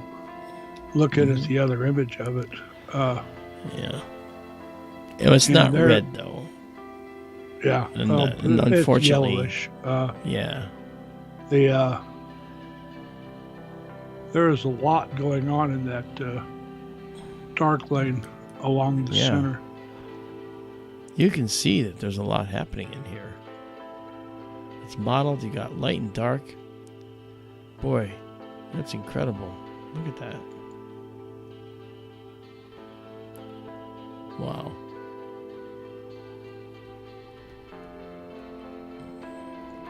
And all this with a focus that's slightly off. The focus is off just a little bit too. I'm going to actually take the time to refocus. I will save it though. I will save it like this. This is 12 shots. 12 images stacked. And now let me refocus. Right? Okay. There we are. And move in the positive direction here. There we go. And then move in the negative direction to refocus. It's equivalent to like turning the knob back and forth, except letting the telescope do the knob turning.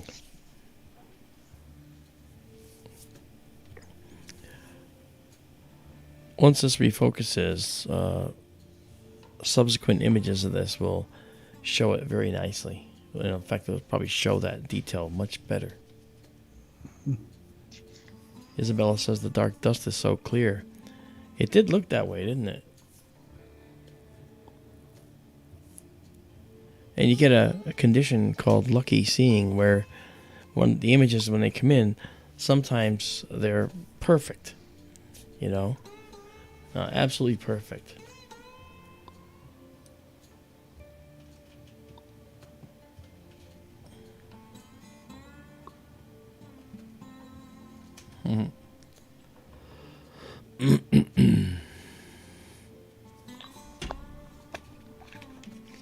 Jane Murdoch, thank you for coming. Happy New Year to you as well. Did you enter a number from 1 to 1,000 for your entry into the binoculars? Celestron Cometron 7x50 binoculars, courtesy of Calybos and Tiffany. I think that you would appreciate a good set of binoculars. All right. Now let's get out of this now. All right. And I'm just going to do a couple shots. I'm not going to do many shots. I'll do 25 seconds of this galaxy. So pull that out, go back into the stack. Hey, James. James Hyatt's with us. How you doing, James? All right, we'll clear this.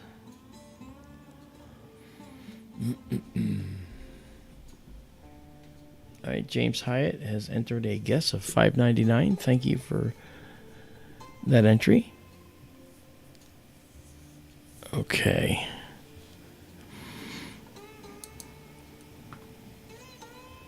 And we're going to color correct now. See how much noise is in here until you actually get several stacks underway. See, like that J here, it's like a distant hope you don't even know.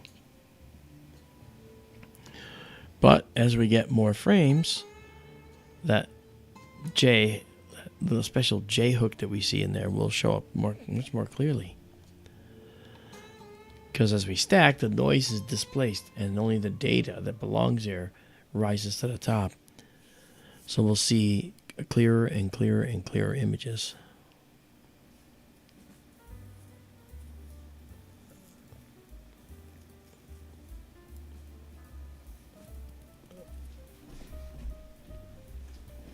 That's okay, James. I'm glad you made it. Better late than never, right? I want to say to Izabela, thank you for mentioning the Patreon.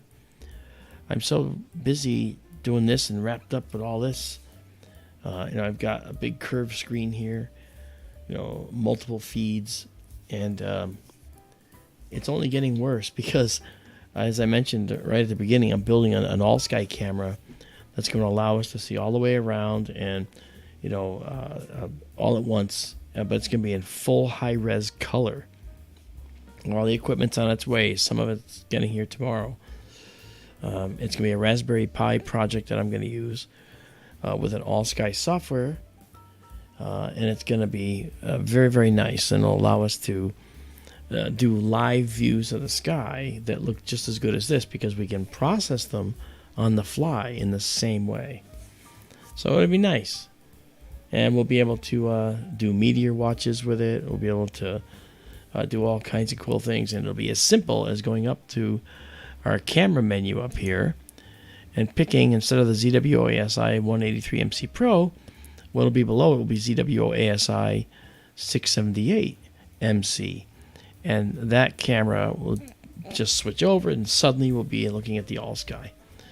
Alternatively, I can start a second one of these programs and let it sit in the background all night long and just go to it once in a while to check it out, so that we've got some really cool stuff. Tonight, as I mentioned, we have our new feature that we're springing on you, and that's this feature here. It's the annotation feature, which shows us the object we're looking at and gives us details about it. And then we actually have more stuff. Some of the stars are identified for us. And so, if there's a faint galaxy like this one down here, it's a magnitude 14 galaxy, NGC 898. There it is. And it's been highlighted for us. Okay. So we're adding capabilities to our systems as we move. And this is really, really cool. Izabela has a question of you. And there's our J-hook coming back now. Yes, Izabela. Mark, will the all-sky cam... See, the heart's in the way. I haven't got rid of that. Will the all-sky cam work 24/7? Here's the problem with that. The all-sky camera is going to be up when there's power to the building. Sometimes there's no power to the building because we have certain times where we don't have the power on, especially during the summer when the temperatures can get up to 130 in the building. And so the all-sky camera will be unpowered during that time, except I'm thinking of changing over to mini computers to manage all these things. And if I have a mini computer that runs the all-sky camera and a mini computer that runs this we see here, then we don't have to worry about that, because the mini computer for the all-sky could be running 24/7. And this camera can work during the day as well. So we can catch anything flying over. And it really does several things. It does time lapses of your entire 24-hour day. It does special diagrams that show swaths throughout the night, so you can see kind of where it's cloudy and where it's not. It's really beautiful. And then, of course, it does other besides the time lapse and that. It'll actually do other things too that are really, really cool. And those will all be made available to you as well. And there is a web server that we're gonna try and put it on. So we'll have a web server where you can go to a www.whatever, like skytourlive.org, and the webcam will be part of a link off that. That's the idea, the all sky. So that even if we're not streaming, you can go to look at the all sky camera. That's the whole idea. So you can always be there, even if we're not. Okay. Hi, David Reddick. How you doing? He writes, does our galaxy have a bit of a warp? I think I heard recently they figured that. Well, yeah, it's possible. Galaxy disks are actually very tenuous, and M51, for instance, the Whirlpool galaxy, its disk to us looks like this because it's a face-on galaxy, right? So we see it like that. But really, in reality, if you turn it to the side, it looks like this, because there's a second galaxy that passed through it and dragged, as it did, it dragged its disk down and warped its galaxy disk, and it's probably going to do more of the same as they continue to orbit over the next several hundreds of millions of years. So yeah, so pretty cool. As our galaxy got a warp in it, it's possible. I think that I saw some research indicating they were looking to see whether our galactic disk was warped as well. Hey, we didn't even know that we were a barred spiral. We always thought we were a spiral galaxy, but we actually have a bar of density of stellar material through the center nucleus. So the nucleus is more elongated, and then it has spiral arms off of that. We're a barred spiral galaxy. This one is not.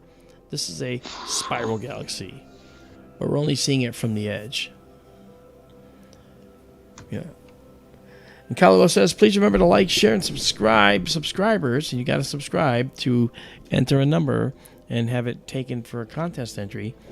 Subscribers, pick the number from 1 to 1,000, and this will be your chance to win a pair of Celestron Cometron 7x50 binoculars tonight. We're giving them away tonight. Last time we streamed, we gave away a telescope. And JSCO 77, who's not here tonight. Why? Because he's using his telescope. He won the telescope last time. And so between 1 and 1,000, if you've put in an entry, that is your official entry. If you haven't, write it in here. And if you're not a member, no matter, just go subscribe. It's free. It's all free. I mean, where else do you get this? There's no place on the internet where you get an astronomer showing you the night sky live. It's the universe live in real time, right? And I've got Darrell Mason, working with us as well. Darrell is what I call an astronomer's astronomer. He knows a lot about the sky and what's going on in the sky. He loves the word syzygy, so he's already a favorite person of mine. So honestly, you just don't get that kind of talent elsewhere on the internet. You just don't, okay? Because I think that what we do is very much different from what's out there. And the music is pretty. I do not play banjo. I have no idea where that came from. I'm sorry? Tricia Ferreira said, I think that was a banjo. Yeah, I guess. Oh, okay. I don't know where that came from. I wanted to learn how to play banjo at one time. I was really seriously going to get one. And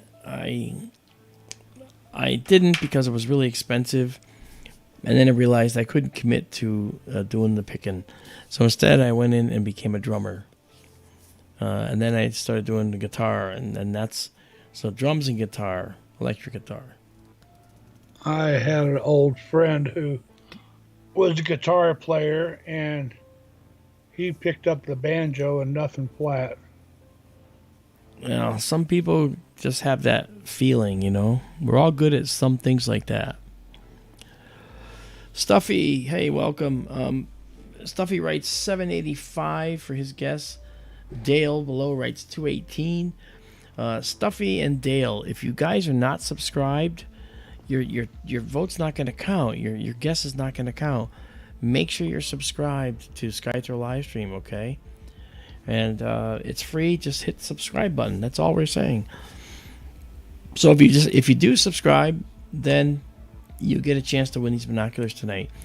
And tonight's not the only night we're giving stuff away. We're going to be giving away more telescopes. We're going to be giving away more binoculars. We're going to be giving away a night vision system. It's called a Psionics Aurora Sport. That's another one that we would like to give away in the future. Imagine Julian Vibrajo 525, he writes. Okay.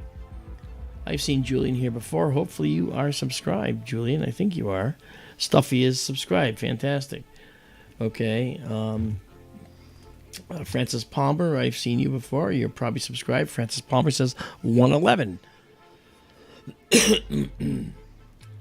Yeah. In the event of somebody entering the same number as somebody else, okay, then what we're going to do is we're going to take the two names and put them in a hat, okay, or 3 names or 4 names, put them in a hat and pick one. And if those numbers all happen to be the closest one to the number that we are thinking of, then you put your names in a hat and we'll pull them out and I'll tell you what they are, and the winner will be decided in that manner. So in other words, it's still random at that point. So there's no favorites, no nothing that we do. You're all my favorites. Hey Sam S, how you doing? Judy M, how you doing? Probably goes without saying, but Sam and Judy, if you haven't picked a number between 1 and 1,000 yet, we're giving away Celestron Cometron 7x50 binoculars tonight. So put in your guess. Yes, you need to pick a number, Sam, between 1 and 1,000. Yeah, so make sure that if you've just joined us, do that. We're running a contest tonight. It's as simple as thinking of a number between 1 and 1,000. Okay? And if you're the closest between 1 and 1,000,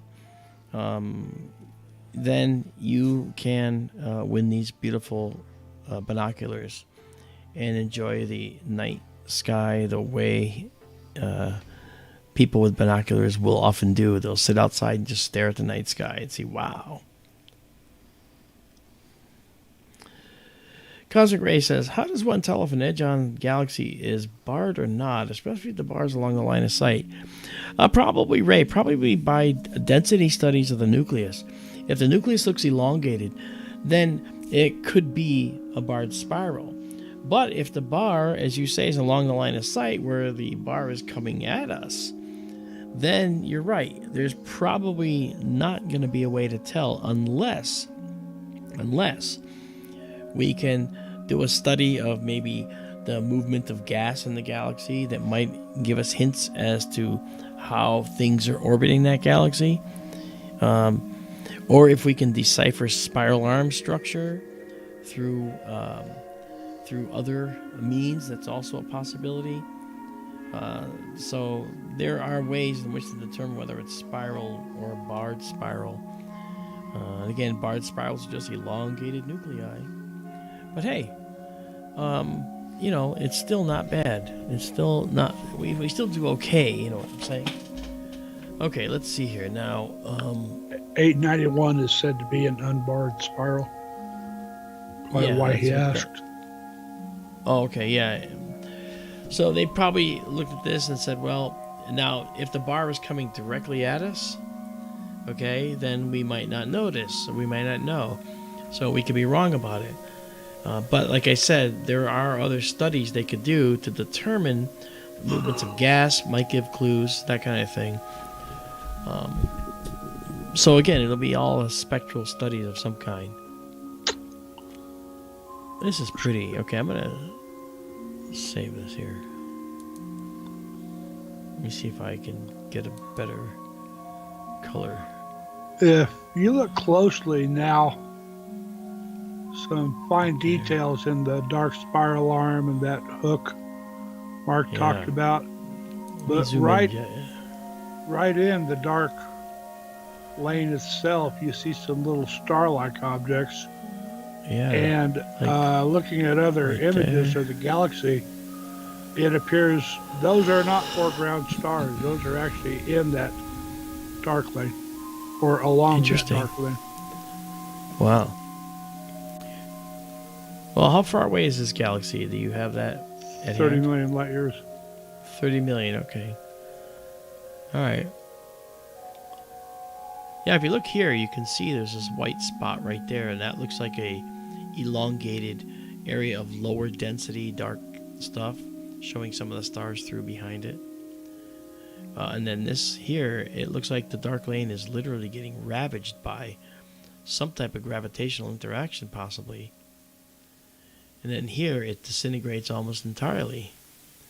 So I wonder, and if you look here, let me try something here. Let me do something. Let me try this. I'm going to draw a line. We're going to start Some other here. images do show that upper part of the dark lane, Mark. Okay. It does look different in the upper part of the galaxy, but it is still there. Okay. Would you It's just excuse me probably- a moment, please? Yeah, you can see it's fainter. I got to actually... Right back. Yeah. I'm going to do this again. Let me try right here. All right. Draw a line through it. All right, like this. Actually, that went to the wrong place. All right, let me do this. Okay. I have method in my madness, guys. 1 second. Yes, I'm mad. Okay, here we go. Okay, that's better.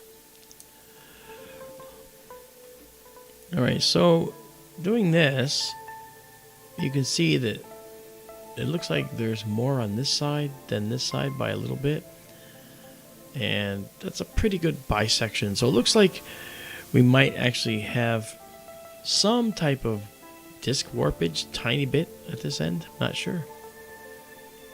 This is so unscientific to do it this way, of course, but you know, it's just one of the ways in which I'm just trying to get a rough idea. Alright, so I'm saving that now. I'll save it exactly as seen. Excelente.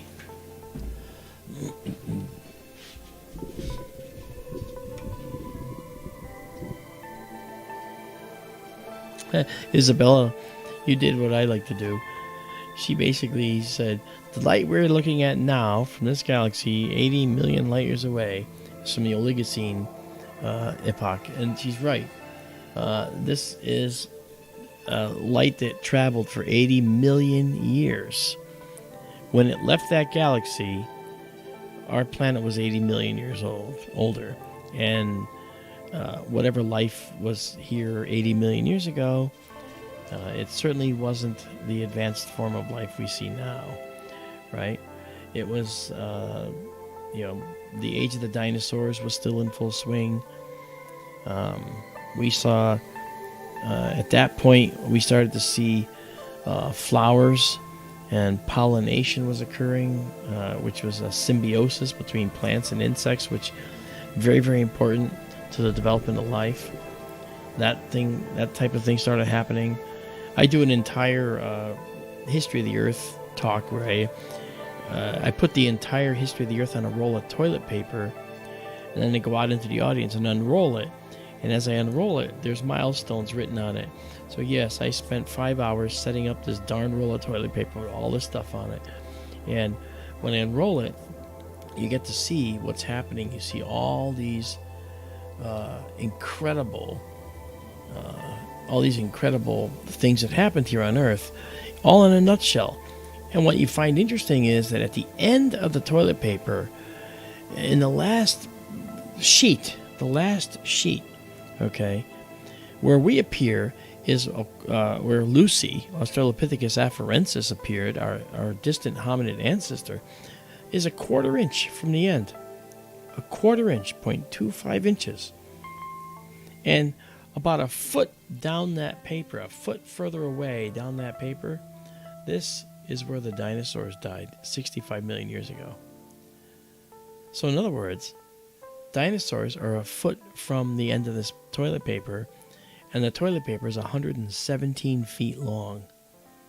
And in that whole history, the acceleration of life, that radiative adaptation that occurred in the far more recent past on this planet, is what sparked this explosion of life that occurred here, which could be occurring right here in this galaxy that we're looking at right now, for all we know, and around many stars.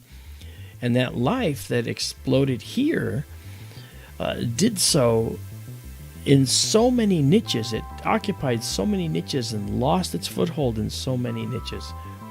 It's absolutely incredible. The tenacity of life and the fragility of life, all in one place here on this planet. So there's an awful lot of life that has come and gone here, an awful lot of life that has yet to emerge. You know, now 252 million years ago was the Permian period here. It was a time where oxygen levels were a little higher, carbon dioxide levels were a little higher, and animals were bigger because there was more oxygen. And during the Permian period, right at the end of the Permian, defined by what's to come, there was this major volcanic eruption in what is now Siberia. And keep in mind, we had plate tectonics going on, so the Earth didn't look the same way. Okay, but at that time, in what became Siberia, there were this location known as the Traps, the Siberian Traps, TRAPS, and there was a major volcanic eruption. However, instead of the gases being vented to the atmosphere, they were capped by a lava dome that was hundreds and hundreds and hundreds of miles in size. And so the lava spread underground. And as it spread underground, the lava encountered organic carbon-based material. And when it did, it flashed that carbon-based material to steam and to its component atoms, and it made lots and lots and lots of gigatons, in fact, of carbon dioxide, a greenhouse gas. And at one point, this particular lava cap did its job, but at the edges, the lava and the carbon dioxide that was being pushed ahead of it escaped. And all of these gigatons of carbon dioxide, 252 million years ago, blew into the sky all at once. And in the period of only a few days, the Earth changed its composition forever. And we lost 96% of all life on the planet because of that one event. Now, how it occurred is a whole class in itself, but suffice it to say that the Earth heated up by 21 degrees Celsius in a very short time. And here we talk about global warming and climate change, and oh no, the temperature in New York has risen by 0.2 degrees in the last 2 centuries. How about raising it by 21 degrees Celsius in 2 weeks? Think of the absolute carnage and disaster to the niches of life that would occur. You heat up the ocean, one of the consequences is the oxygen can't be held in the water very easily. So oxygen-breathing creatures in the ocean will die. Well, in the Permian, a lot of the life forms were in the ocean. So they all died. The plankton died. And the oxygen generation ceased. And so we ended up having this death spiral that occurred, this domino of death, where one life form died because it was dependent on another life form. And this proceeded to cascade to 96% of all creatures. And when that happened, that 4% that still stayed behind, guess what those were? Those were these hardy creatures that became the reptiles. Those hardy creatures that liked the heat and that could survive and blossom in the heat. And thus, when that eruption occurred and that carbon dioxide filled the atmosphere with gigatons, that's billions of tons of carbon dioxide. Think of how much a ton of gas must weigh. Well, when that happened, all the life forms that could not tolerate those types of increases and changes died. And the reptiles flourished. And thus began the age of the dinosaurs. That's how it happened. And the creatures that were coming to dominance during the Permian period were creatures that would eventually become mammals, like us. But they couldn't handle the temperature change and the other changes to the climate that occurred in short order, and they died. Okay? Some of them still managed to survive and cling to life as a different form. They lost their major niches, and the reptiles filled them. And the age of the reptiles, or dinosaurs, began. Dinosaurs were literally among the most successful creatures on this planet, right? Well, anyway, 65 million years ago, that came to an end when the meat eaters lost the plant eaters to this asteroid strike because the pall of dust that went overhead just blocked all the sunlight. And that sunlight killed off the plant eaters and thus the things that fed on them. And hiding in the wings, waiting to arise again, were the mammals, the things that would become mammals. And we have that extinction event to thank for our very existence. Okay, now I'll get off the soapbox. And sorry for going on and on, but I thought that was really important to discuss, and I don't even know why. Remember, if you guys have just joined us, do put in a guess between 1 and 1,000 and win those Celestron Cometron binoculars. Okay. Tricia Ferrer says, Mark, will you be sharing with us the symposium you went to regarding extraterrestrials and UFOs, or is it class? No, it's certainly not. I'll be happy to share all that at some point, Tricia.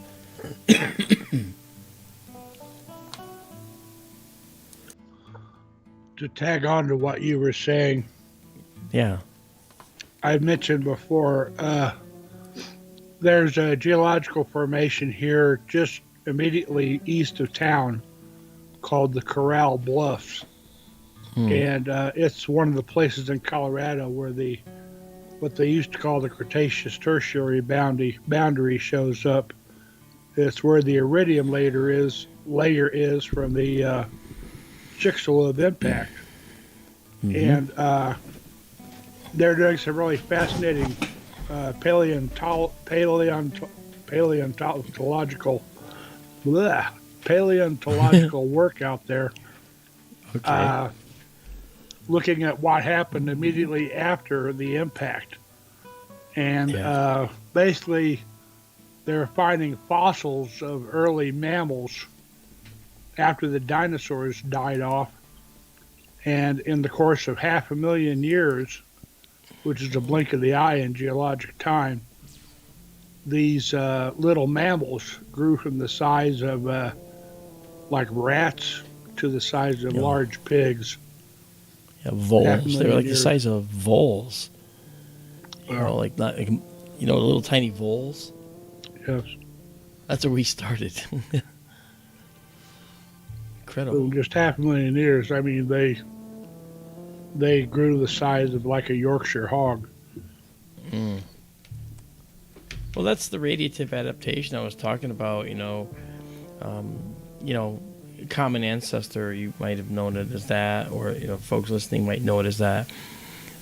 Common ancestor is something where the radiation of different species and subspecies come out from like fingers, from a wrist all in the hands. That's a radiative adaptation, right? There's one here, etc. Well, those types of things happen with life forms. And many of those fingers, if you will, died and weren't suitable to carry on. But the ones that survived were the ones that were naturally selected, which is where that term comes from, for continuance. So natural selection and evolution are happening all the time, all around you. It's still happening. I actually did a talk where I discussed how evolution hasn't stopped just because we learned the word. There's creatures that are evolving as we speak. We're seeing creatures in the middle of an evolution. Do you know any examples? I have a few I can name. You might know a few, Darrell. I don't know if you're familiar. But animals that are breaching their boundaries and entering a different ecosystem from one ecosystem and learning how to do that. One such creature is the mud skipper. It's a fish. Well, fish are in the water, and the mud skipper has gills to breathe in the water. But it also has rudimentary lungs to breathe air so that it could survive when there was just a dry spell or the tide was out. So the mud skipper is an example of a fish whose mutation led to an adaptation which allowed it to survive in the situation where it had to adapt to its water being missing. Tardigrades might be something like that too.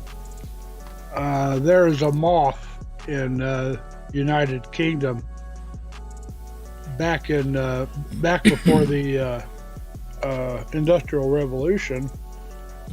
These moths were like white or light colored. And then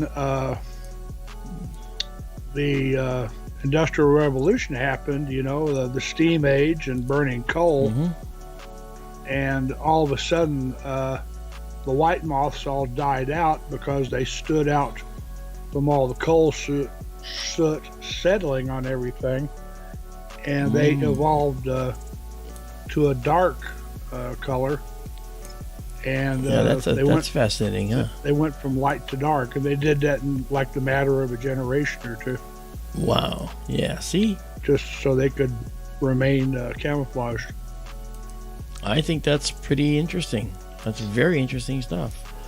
If you want to read some good books about evolution, check out Stephen Jay Gould, who is he was a famous paleontologist, biologist, I guess. He passed away some years ago, but he wrote a great series of books on evolution. I met him some years ago. I forget, it was at a conference somewhere, and we had a chance to talk. He was a font of information. He was a really, really smart guy. Yes. Yeah. He loved baseball, too. He was a sabermetrician. He was into baseball statistics. They're called sabermetricians. Wow. I didn't know that. Oh, yeah. Okay, I saved this with annotations now, and we'll get out of this. And I'm going to try and take us to the 37 cluster. And that'll be a prelude to... and again, the moon's out now, so we're not going to get as good a view, but let's see what we can do. Let me... moon, the sky might be a little bright. Let's find out where the moon is. See, because Orion is up right now, and the moon is in Gemini. Yeah, so or even moved toward Cancer a little bit. Yeah, so it's down here somewhere. There it is. Okay, and it's just past full, so it's getting smaller in the sky. But let's see if we can do this. Let's see if we can go here.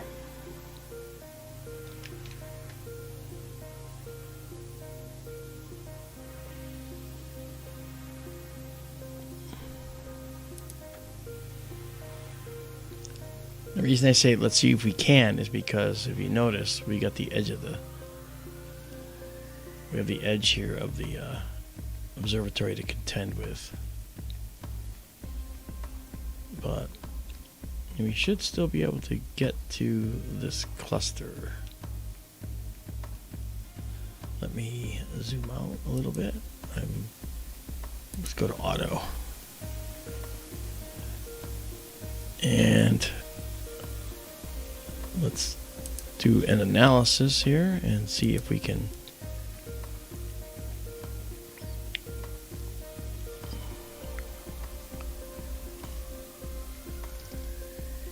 okay, there we are. So there's no deep sky objects. Let's see about nearby.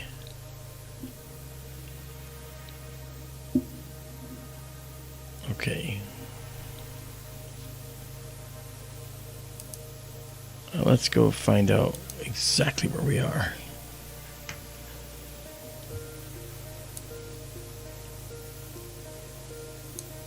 Let's try to go to Mesa. We'll come back to this.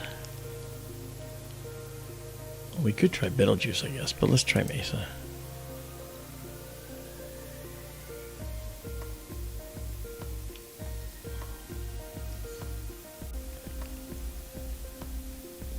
That looked like Mesa.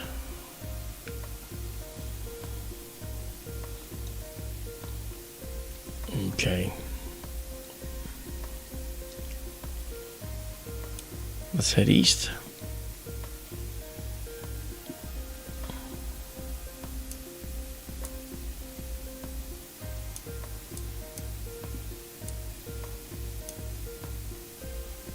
If you see time exposures of the constellation Orion, the nebulosity around Mesa is actually bigger than that Messier 42. Oh, it is. Yeah. It's a huge area of hydrogen. Yeah, it's massive. Hydrogen H2. Yeah, in fact, in our scope, it would be really troublesome to pick it up because it would be everywhere throughout the entire field.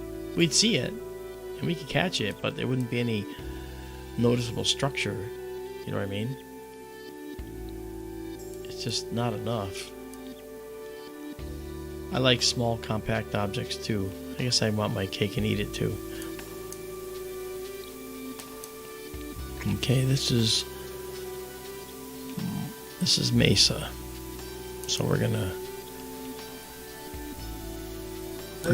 align. Is the head of Orion the Hunter. Yeah. He's above and between the shoulders of Orion. Mm-hmm. Okay. Now we are aligned. So what I'll do now is I'll give us turn off the reticle. Now let's go back to that 37 cluster.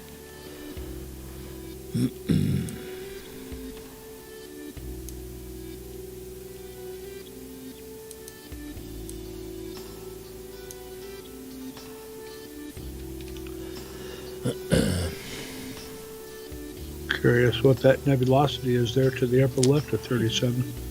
I think it's a sharpless object. We're going to have to figure it out. There's our 37 cluster. Now, why is it called the 37 cluster, guys?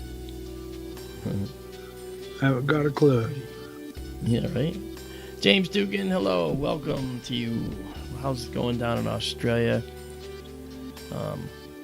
And guys, like I said, if you just joined us, make sure you pick a number between 1 and 1,000 and put it in the chat. Because if you read Calybos' comment, remember to like, share, and subscribe. Subscribers, you got to be a subscriber to SkyTour Livestream. Pick a number between 1 and 1,000 and win a gift tonight. Win a pair of binoculars from Celestron. They are a Celestron Cometron 7x50 binoculars. And that is our thank you for being part of SkyTour Livestream. And I also want to make note that Calybos and Tiffany have both chosen to make us their distribution hub for all the telescopes and binoculars, night vision systems when we do that. So we're looking forward to doing a lot more of this. All right, we're gonna capture the 37 cluster. We'll just do a 15-second shot of it, because why not? And it's called the 37 cluster because it looks like the number 42. No, it doesn't. It's the 37 cluster because it looks like a 37. I mean, that's a perfect 3 that like we're used to seeing. Cosmic Ray has a question. I'm not sure what he means. Okay, let's clear this. Okay, Cosmic Ray, what do you got?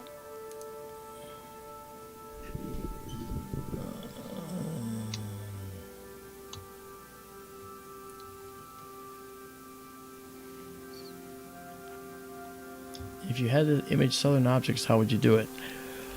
Actually, the only way that we can image southern objects is with a southern telescope, and one of our goals is to have a southern hemisphere telescope. We're trying to find a location in Australia that might be good for us to put an installation in. If I did it, I would have to go to Australia probably for close to a month and set it up, get it all working, because you don't, or have someone there who can also work on it. But we have to have more support. We've got to be, we got to be able to have more people that can join our Patreon and help support us before we can ever afford doing something like that. Because I'd want to have someone on site ready to go out in case of a problem. And like up here, Marianne or Tara can run out to do it in the desert and fix issues. But what do you do in Australia?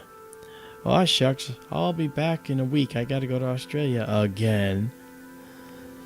We'd kill to do that. But then the people in Oz would like to come here too. So, two-way street. Look at this beautiful set of orange stars in here.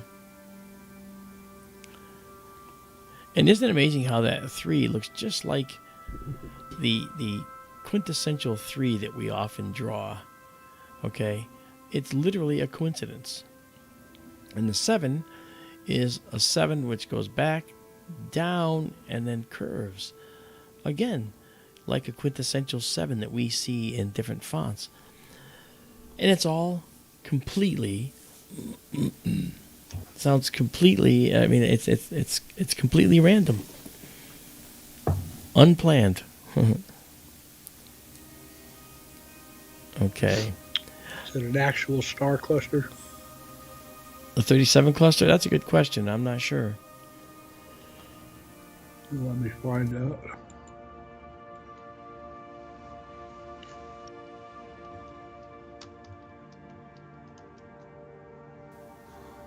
Okay. So we're only going to do a few of these for the 37 cluster, but then you might say, well, why are you doing this? Why are you wasting so much time on all these other things? Because I want to give Orion time to come up so we can actually image some beautiful objects before we quit tonight. Yes, it is. It's an open cluster, NGC 2169. Well, let's find out, shall we? 3,600 light years away. All right, well, we're going to find out. Find out what? Oh, look on the screen. Let's get the plate solve.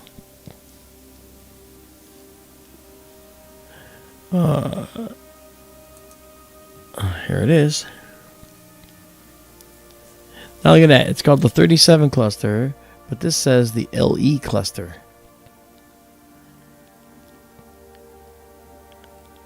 That's kind of funny. So I guess it looks like an LE, huh? We'll save the image. Okay. I guess if you rotated that view about 180 degrees, it would look like an LE. It would be the LE, yeah. Well, if you look at our telescope, it's probably upside down, isn't it? Let's go see. Let's do this. Let's come in here. Now we zoom in. This red box is our telescope view. Okay, so we come in here. And, no, it's not upside down, but I guess some telescopes will invert the image, right? So maybe that's why it's called the LE cluster. Interesting. So the LE cluster, huh? Wow. Magnitude 5.9. It's in the NGC catalog. Is 2169, which is cool. Very nice.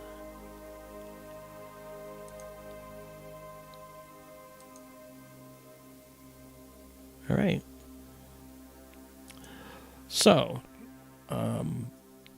I think that our full width half maximum, we only got 6 of these in here.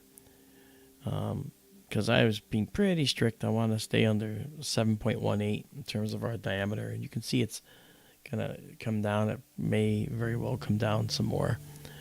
But this is all we need for this cluster. It doesn't need to be anything fancy. So let's go and save exactly a scene. All right, now Your comment about southern sky objects, We can see quite a ways into the southern sky, depending on how far north or south you are. If you're at 40 degrees north latitude, you can see down to 50 degrees southern latitude. Yeah. If you're at 30 degrees south latitude, more like where Mark is in Arizona, you can 33, see down to yeah. 60 degrees southern latitude. Yeah, we can see Omega Centauri. But it's in the way of the building for us, so it's not strictly possible. Right. But with the new building, we're gonna actually be able to see all the way. Well, we'll be able to image cactus. Because we're gonna be using an enclosure design that I've come up with, like a flower petal is gonna open, and the telescope will be on this pedestal, so it'll be totally exposed. Now, what that means is two things. It means we're going to be more subject to the wind than we were before. But as you saw tonight, we have times where the winds are only a few miles an hour. That will not affect us. And it's also possible that depending on where the prevailing winds come on days where that happens, we could put up a wind block, a wall, and use physics to mitigate the wind hitting our pedestal. So we could shunt the air higher above the pedestal and over the top of it. Might be pretty cool. And here's JSCO 77, the winner of our telescope. How you doing there? His name is James. Hi, James. How you doing? And how was it? Did you get to unpack it? Still in the box at the moment. Okay. All right. Well, now that we've done this, let's. We're at 1 second again. Let's go. Wow, excuse me. What is this? This is a sharpless object. Oh, is this 7822? Let's find out. All right, let's go to our deep skies, do sharpless, and just the sharpless for now.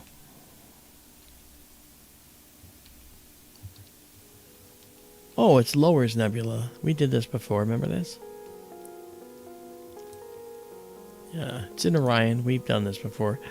But I would like to image something else right now. If we get there. Oh yeah, Dryer's Nebula. This is really pretty, but I don't think we're gonna be able to. It's only 39. Yeah, we gotta be a little higher than that. Let's go over and see. Let's see what we can do here. We got Casper the Friendly Ghost. We have Alnatak. We've got the Bogeyman there too. Yeah, I know, but with the moon out, I'm not holding out a lot of hope for it. Okay. I was thinking that, and Barnard's Loop too, obviously. Because we have Casper here, we have the Boogeyman up here, just on the other side of Barnard's Loop. We'll get to all that. We will. We have the Orion Nebula. I don't. Let's just see. Let's see how far down, because this is going to be at like 38 degrees, 39, and I think we need. See, we're already at the edge, so that's not ready. We can't look at it. Well, let's try this. Let's try to go to. Let's try to go here to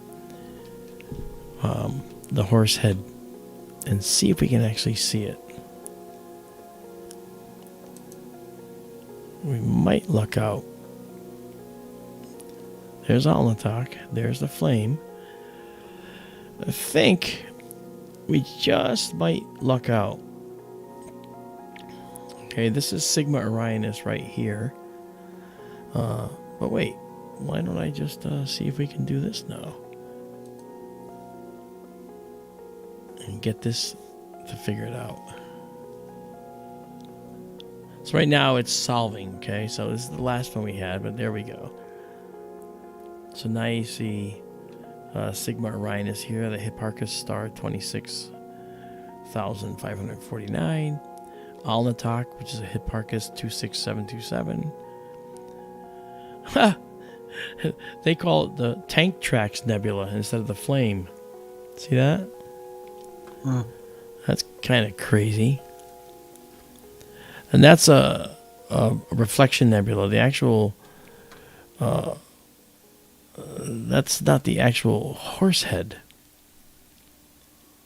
And they're calling it a reflection nebula. It's Barnard 33. That's actually incorrect. Not incorrect, but misleading. Is NGC 2023 also the Barnard 33? I wouldn't think so. I'm going to find out right now. Let's go here and look at the Horsehead. Okay. I have to get my data. I need the Barnard catalog. I have the NGC. So if I come out of this, that's going to say Barnard 33 right here. NGC 2023 is right next to the base of the Horsehead. Is it the Jump Star, this reflection nebula here? I don't see that mentioned. Okay. All right. Well, here's what I'm going to do. While we're here, I'm going to turn off our annotations for now, and I'm going to take a photo. It'll include the Horsehead and these two beautiful nebulosities, and then this. So this will be all in one shot. So we'll have this in 25 seconds. And I'm going to shut off the histogram there, that brightness. And let's bring up the stack. There's the 37 we just took. And I'll... Oops, I didn't mean to do that. I want to clear. All right, there we go. And let's see where our full width half maximum setting has to be. Okay, it has to be up around 8. Let's do 8. Let's put it at 8.31 and hope that the next one is less. Getting windy out there? Might be wind. It might be the fact that we're so close to the roof that the scope is not properly guiding. So I'm gonna see about that. Let's just tweak it and let's wait and see. I mean, I could find out just by turning off this filter entirely. I will for this exposure, and then I can just clear it. So we'll just get a picture no matter what. It might be weird looking. Yeah, so that's what we'll see. There's the Horsehead down there and the flame. So we'll 2023 is that bright object to the upper left of the Horsehead. Okay, so that's that nebulous location. Yeah. Okay. All right, let's find out if we've got it. We're guiding perfectly now. Oh, 8.56. So I'm gonna raise this up to 8.88.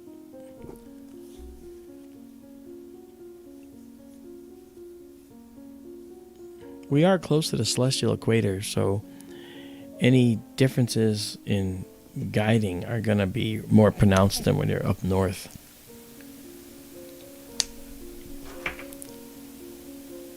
There we go. Yeah, the Horsehead is down here, but we do have more frame, as you can see.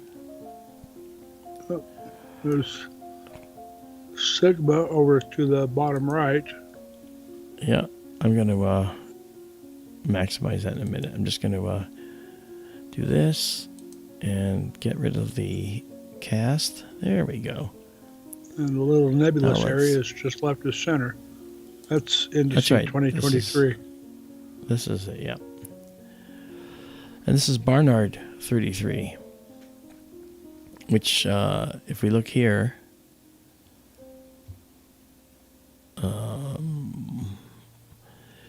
okay. Why is that? Say that. I mean, it's got the right markings. It's just got weird names. See, it's got this reflection nebula. It's got this reflection nebula. But maybe this whole here, this is the Tank Tracks Nebula. Alnitak is labeled properly. IC 434. What is that? Can you look up IC 434? And see if that's actually the flame? Because if so, we found an error in the annotation algorithm.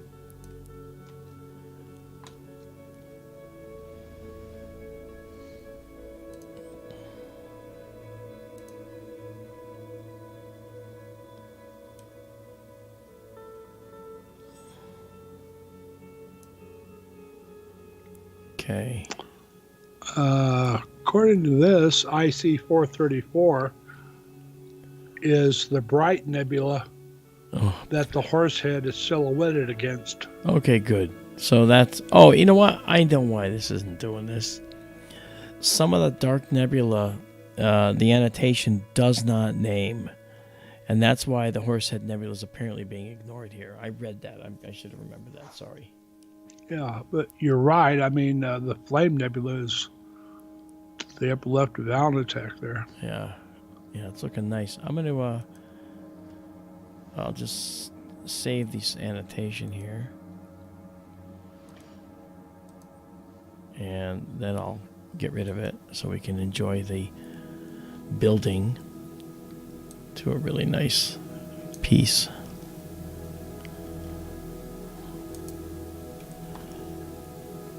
All right, let's get rid of the telescope. Here we go. Bring this in. Oh, yeah. There's the Flame Nebula up there. Look how beautiful that looks.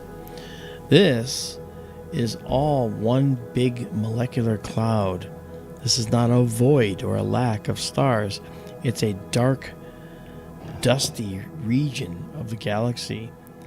And we just happen to see it because this little tongue of dark nebula sticking out from all of this is literally being silhouetted by hydrogen gas. This is the Orion Wall. This hydrogen gas being excited by this star right here. This is Sigma Orionis, as Darrell mentioned earlier. It's got up to 6 components. So it's more than a double star. Okay, it's a sextuple star. And so it's causing the glow that you see here. And because we see the universe in 3 dimensions, we don't know how far, for instance, this Alnitak, which is an O-type star, is from this here. But we do know that Sigma is causing this to be excited.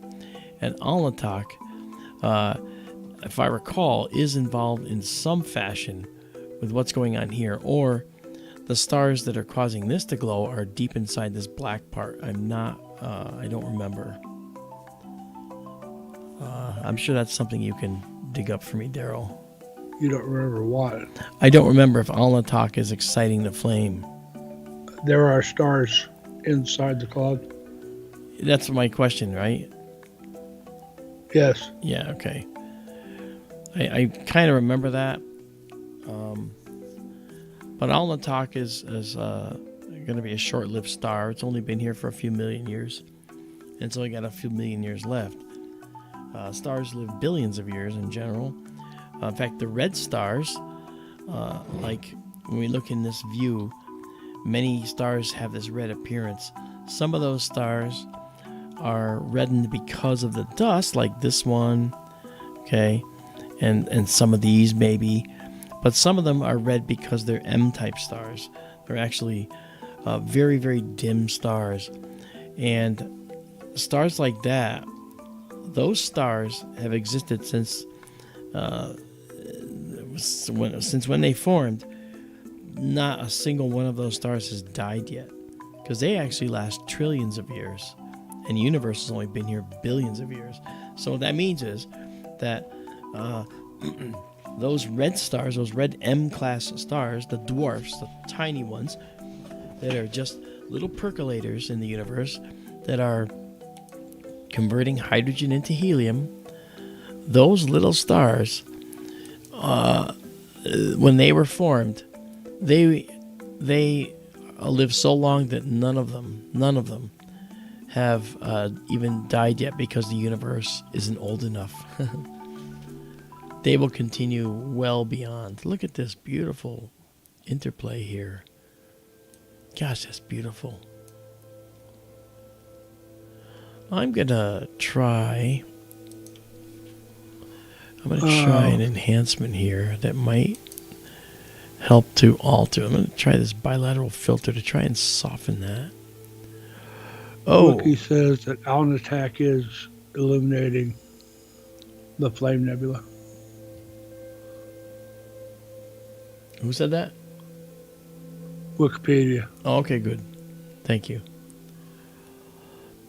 Okay, interesting here. I gotta show you something here, guys. If we look at this reflection nebula, I'm gonna zoom in because there's detail in here that was not available to us with the other camera. Look at these subtle differences. Look at this beautiful little, in fact, I gotta show it to you differently. I'll point at it. At the same time, it says there is a cluster Yeah. in the center of the flame, Okay. being covered by that dark cloud. Okay.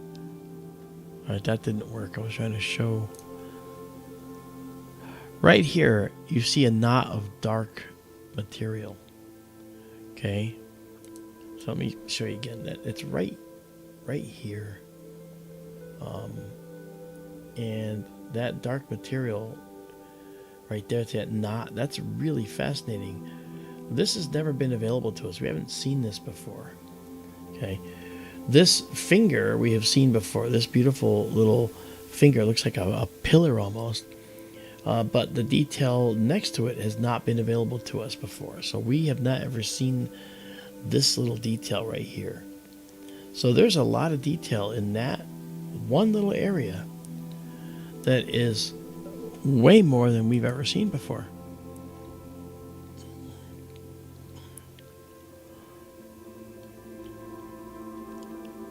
We're only 72% of our sensor right now, so we actually could go to 100%. We haven't even done so.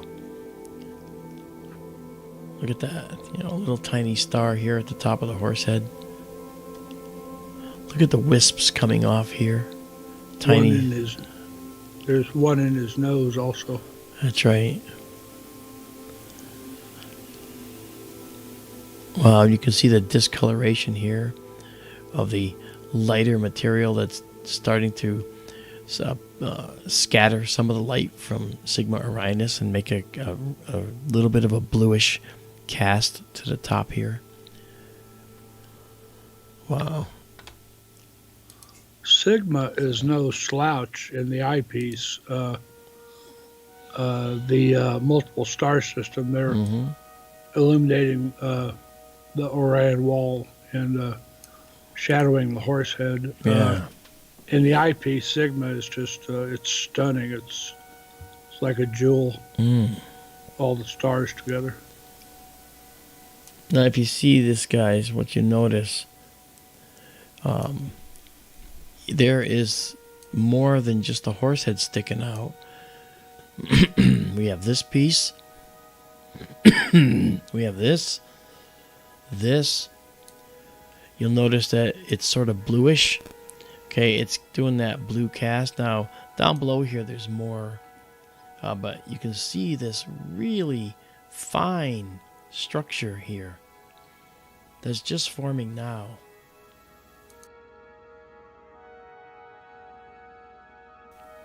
And that's just amazing.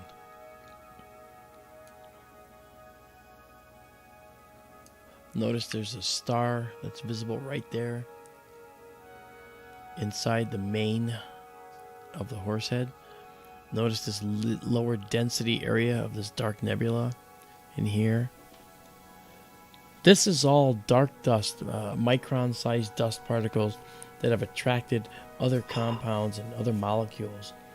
So these regions of dark dust, okay, notice there's some ionization of oxygen going on, hydrogen going on in here to make this little bit of a red glow, okay? But then the blue light of the star is being scattered by a lot of this dust. Look how soft and filamentary and gossamer all these little details are. You see details overlying all this too. This is really the most, literally one of the most beautiful regions in the sky. You know, I think other than the Rosette Nebula with all of its many colors. So if you notice this stuff here, this star looks like it's embedded deep inside this pocket here. And what's happened is this star, most likely, with its radiation pressure, has opened up a cavity around it. And that's why we're seeing kind of like an open cavity here. Because you can see detail in here. And so the star is definitely pushing particles and dust and gas with its radiation pressure. Very cool. This stands to me to be one of the nicer photos we've taken here.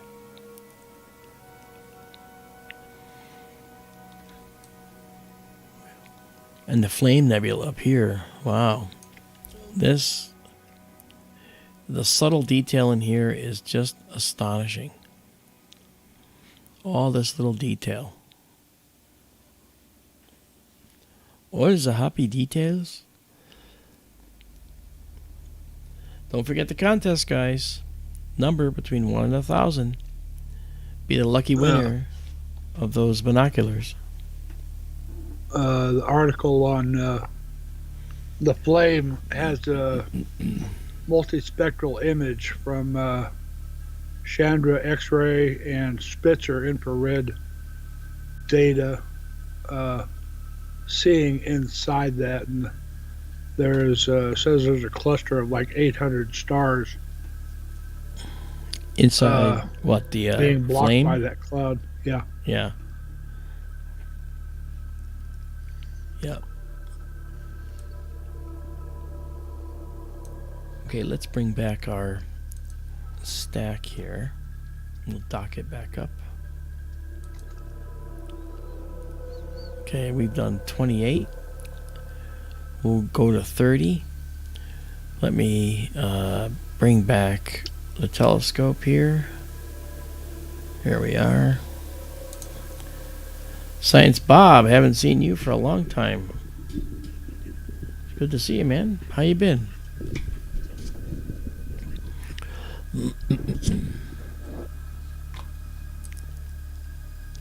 Oh, look at that. Okay, and then you'll notice we only lost 2 frames now that we raised that. Oh, 3, I see. Okay.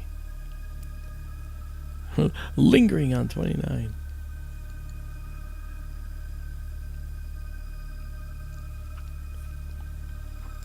And put in your guesses between 1 and 1,000. Win the Celestron binoculars tonight. Closest number to the correct number wins. Okay, I guess we'll save it at this because we don't have. I'll just put this in here. Heck, if this is working, try the Bogeyman. I know, huh? Yeah.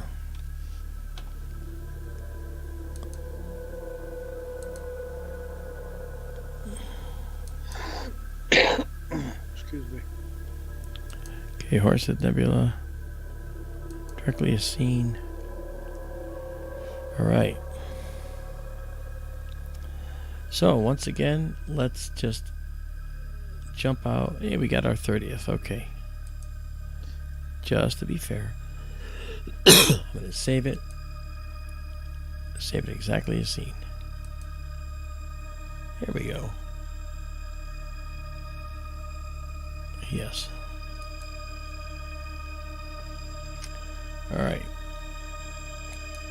Okay.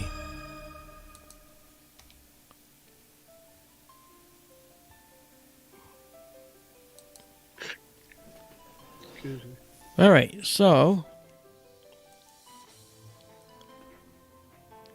we'll back out of here. And we're going to move over here. Well, let me do Casper first. Yeah, but with the moon, the dark nebula is going to get washed out. I would like to do the Bogeyman. The Bogeyman has denser. I might be speaking I might be saying a lie here.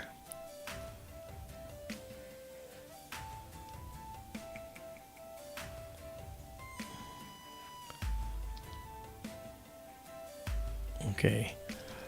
I don't know the Boogeyman's actual name. Don't remember. Do you remember what it was? Boogeyman? It's not up there. Actually, it might be. I know it sits on the other side of Bernard's Loop there. Yeah, it from, does. It does. Casper. Yeah. Yep. It might be one of Lynn's brighter dark nebulae. So let's do that. Let's see. LDN 1622. Okay, so it'll show up now. There it is. Yep. And you can see Bernard's Loop going right in between Right them. there, yep. That's right. Okay, we should be able to see this with no problem.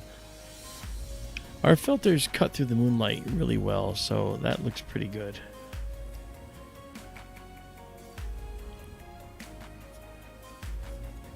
Oh, I remember this. Okay. There it is. This is the bottom of it right here. Those two little stars. There's a reflection nebula right here and more stuff. So I'm going to just drop it down just a little bit and go a little bit to the east.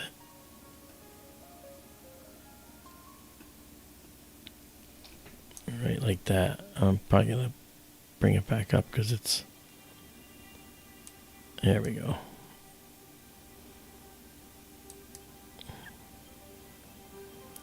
All right, went too far. All right.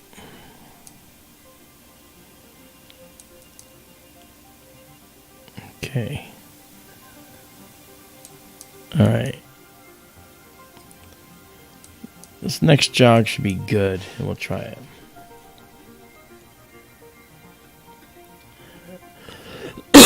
JSCO 77 is talking about what he got in the box.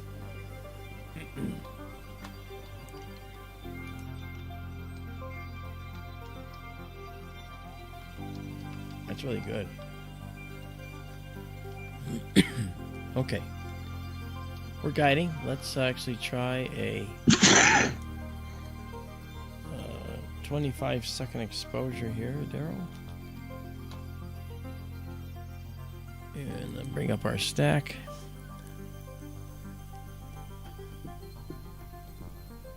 Clear it. Excuse me. Let's see. if we can get any kind of a target here.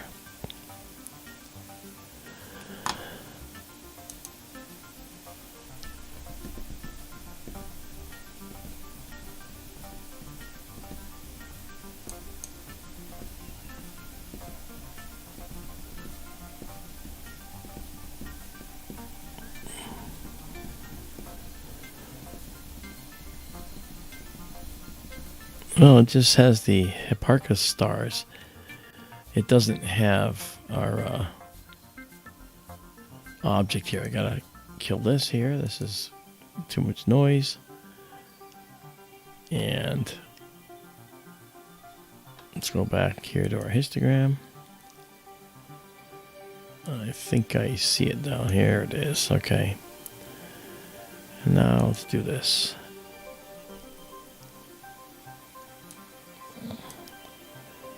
And Bogeyman's going to be a little harder to capture tonight with the moon.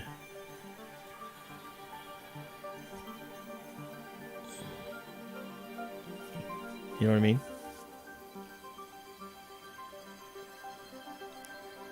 Excuse me. Oh, well. That's okay.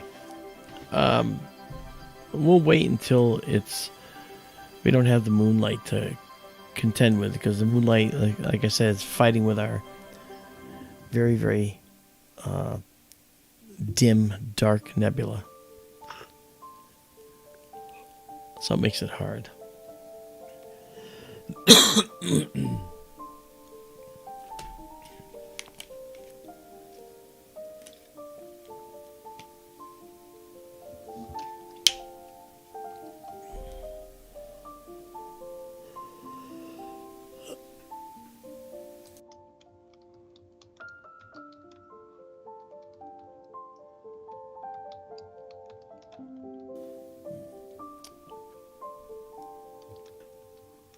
Trisha Ferrara, that contest to name a telescope was for the Edmund telescope that was the round ball. Remember that, Darrell?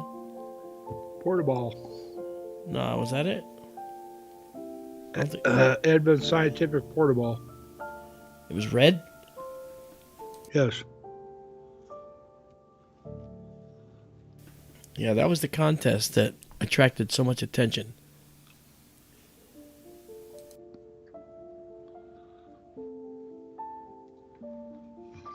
Excuse me, folks, I sneezed. I muted. Okay. Okay, it's here, see, but we're fighting. Let me see if I can just squeeze anything out of it.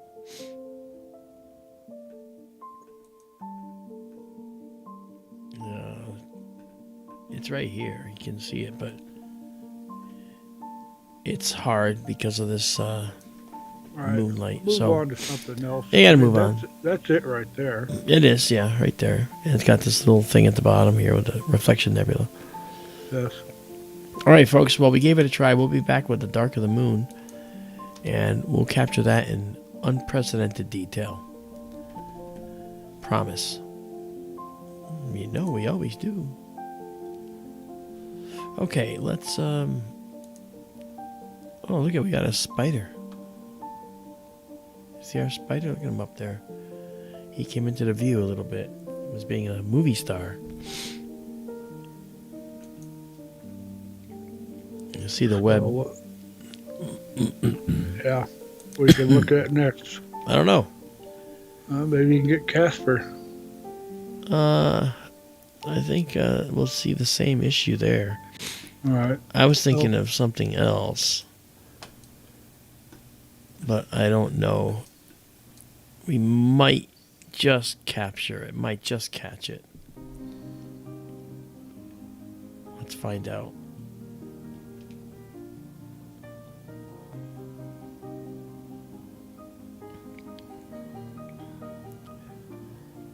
I think we're gonna just catch this.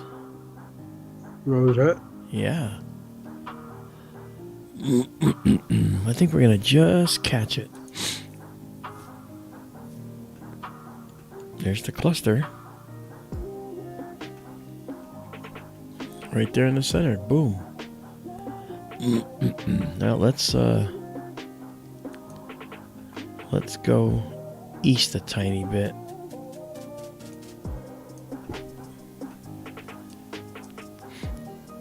This cluster with nebula is literally one of the most interesting places in this part of the sky, because the hot stars in the center have pushed away a lot of the dust and gas in the middle after they were formed, creating a cavity around them. Now it's a spherical cavity. But let's Cosmic ray is absolutely right. I said portable. Edmund Scientific was the Astroscan. yeah, the Astroscan, that's what it was, the Astroscan. It was a red ball. All right. I hated that telescope with a passion. I didn't like it. I mean, Sorry, it's a classic. yeah. The portable was a great, big, very expensive telescope that worked on the same principle. Okay. The base was a sphere. Okay, this is going to be 25 seconds. Yeah. There was one of the editors at Sky and Telescope years ago. He built a giant version of the Astroscan. It might have been Dennis DeChico. No, it wasn't him. It was, I can't think of his name now. It was a different guy. Okay. He built like a giant version of the Astroscan. Okay. And he even made a motorized mount for it. Wow. Guy was kind of strange. I can't think of his name. I did some reviews for Sky and Telescope back in the day. Ah, look at that. Let's pop this one right now. Check it out. The portable was Mag 1 Instruments. I forget. That was a really expensive telescope. Had very, very fine optics in it. The mirror Zambuto optics, I think they were. Mm-hmm.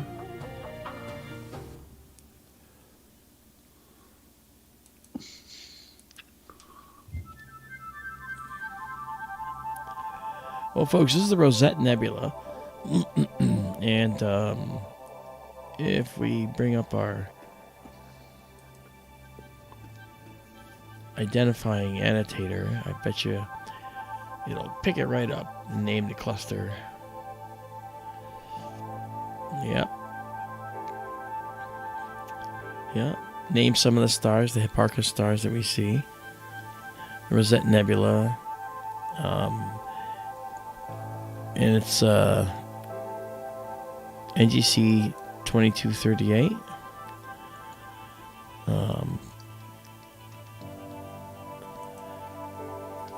And so the interesting thing about this cluster is that, of course, it formed within lots of dark nebula, and it formed beautiful, and formed in a sea of hydrogen gas.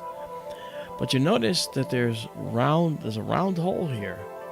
Let me just save the image of the annotations just to get it saved. Okay, and then it's done. So now we get rid of these. Okay, and to do this right, we have to go to a full screen. Let's get rid of this guy, and let's also wipe out this guy. And I love gesturing, and away it goes. And do this. Okay, there we go. The Rosette is a stunning example of what happens when stars form in a hot young cluster within this gas and dust. They carve out a cavity in here. They just blow that stuff out with their stellar winds. And that stellar wind, you feel stellar wind when you go outside and you feel the radiation hitting your face from the sun. That's stellar wind hitting your face. And if you notice, by the way, just also, tonight, right now, is the very first time we've ever photographed the rosette with this camera. It's the first time with this camera. And I'm noticing tons of detail that was not available to us with the other camera.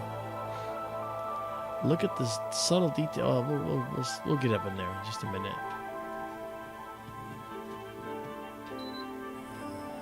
Wow. We have almost the entire rosette visible here. And this isn't bad at all, is it? Considering the moon's out. Can you step back a bit? Look at that. Wow. Yeah, hold on.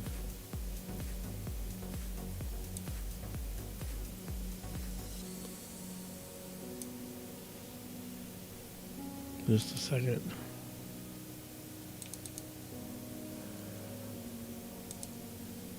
Look at how much red there is in this thing.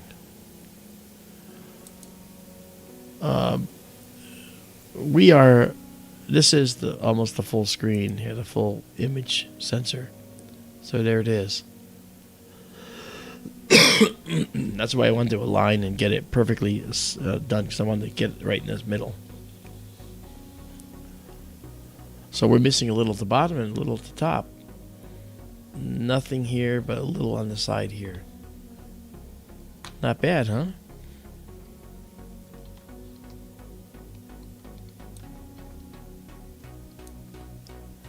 Let's see. Now, what I was saying, it looked like you're still zoomed in a little bit. Probably got pretty much the whole nebula in there. I do, but if you notice, I wasn't zoomed in. See? I'm at 27%. If I go to, I'll go to 20, so then you'll see the whole frame in the view here. That's it. Huh. Yeah. Okay. Yeah, I like it. I think it looks good. Yeah, we'll just do this now. Just increase the size to fill this spot. Now, this hot cluster is carving, as I said, it's carving out this whole area. But you'll notice something else which you don't readily notice unless they're pointed out, and I'm going to show you right now. And we have to come over here to see it. Okay. Here's the hot cluster. Alright. You notice this right here?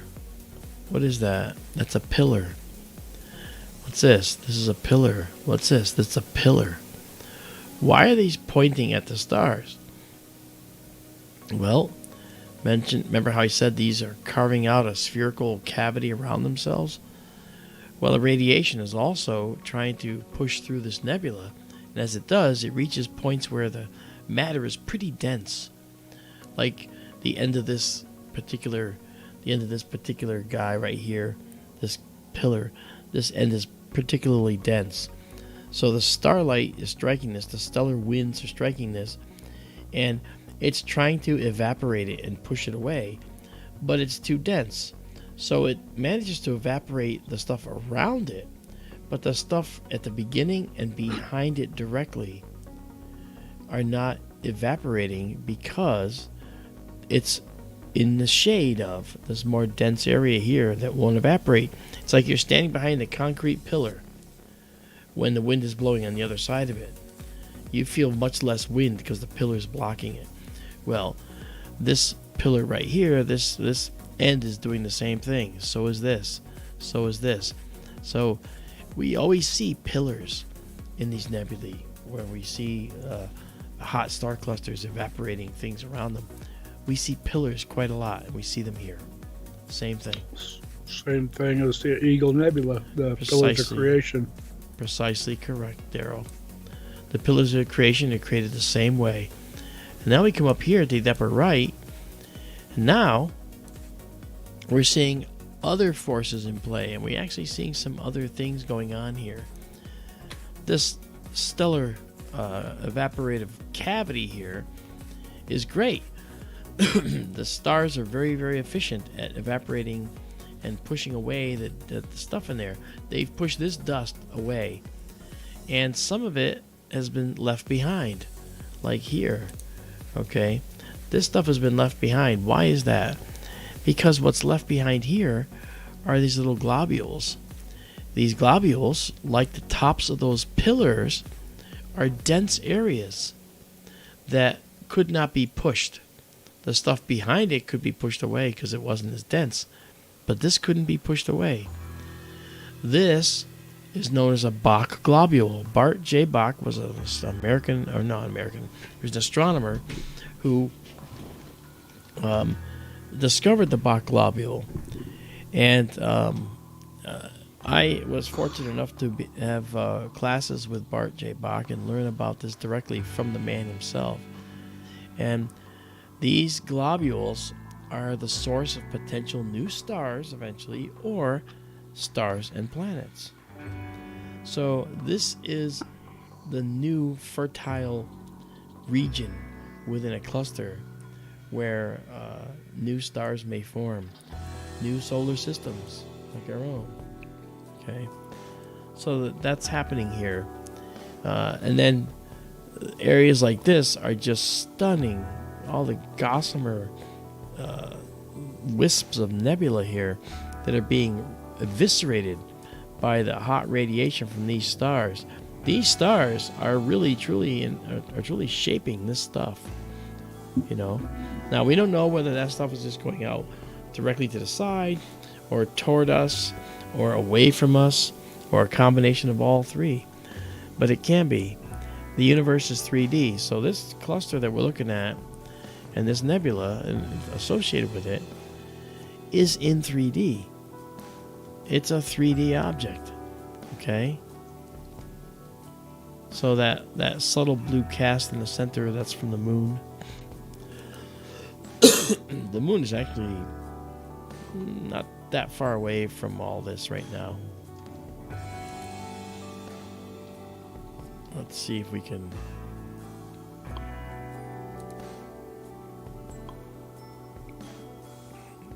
Okay, killed a little blue. A little more maybe. Trying to kill some of the blue. There we go. Okay, so there's a color correction that's more accurate. Let's see now. What are we looking at here? We have 24 stacked. And I'm good with the color. Look at that. Wow. Okay, we'll save that. And save it exactly as seen. Mark, excuse me again, please. Sure. Calybos, did you want to conclude the contest? Let me know.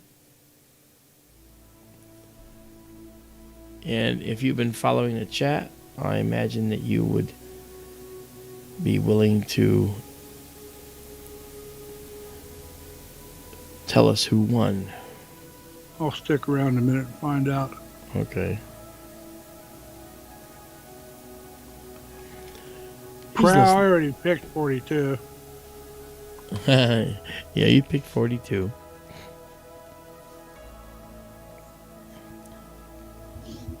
That's just so pretty. Yeah, we're in winter again, folks.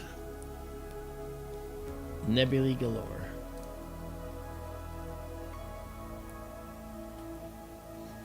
Hey there, Prow. How you doing? DPFX, how you doing? All right, Calybos, you want to share the winner, and I will announce.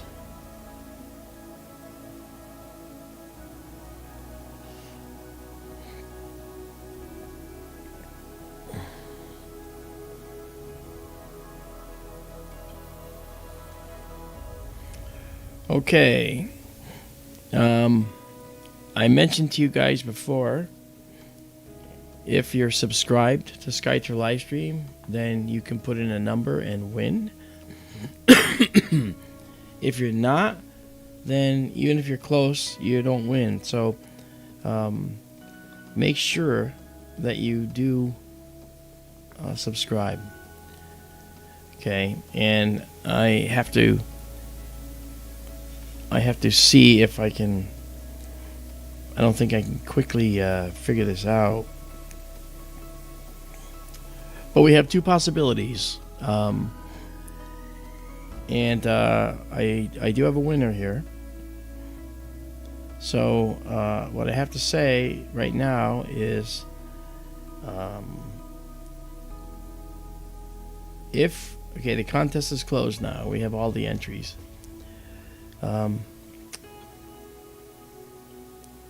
Mind Remote 7. Are you subscribed to SkyTour Livestream? Yes or no? It's a very important question. Choose wisely before you answer. Vince Giglio. The number purple. Mind Remote 7, if you're still here, he is subscribed. You are the winner, Mind Remote, of the Celestron Cometron 7x50 binoculars, courtesy of Calybos and Tiffany, and of course, SkyTour Livestream. See? Congratulations. Congratulations, man. Being part of this family is now being able to generate some benefits for everybody. I think that's pretty cool. And by the way, those of you that were close, I will say, Tricia Ferrara, you were close. You were second. You were the second closest. And so, it's the way it works out. But you guys did a great job.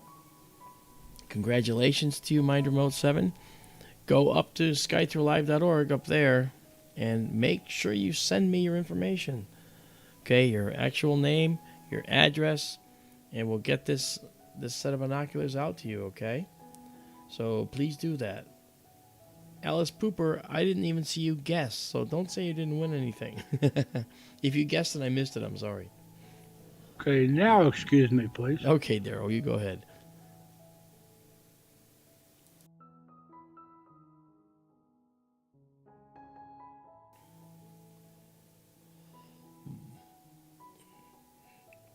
JSCO 77 won our last week's telescope giveaway.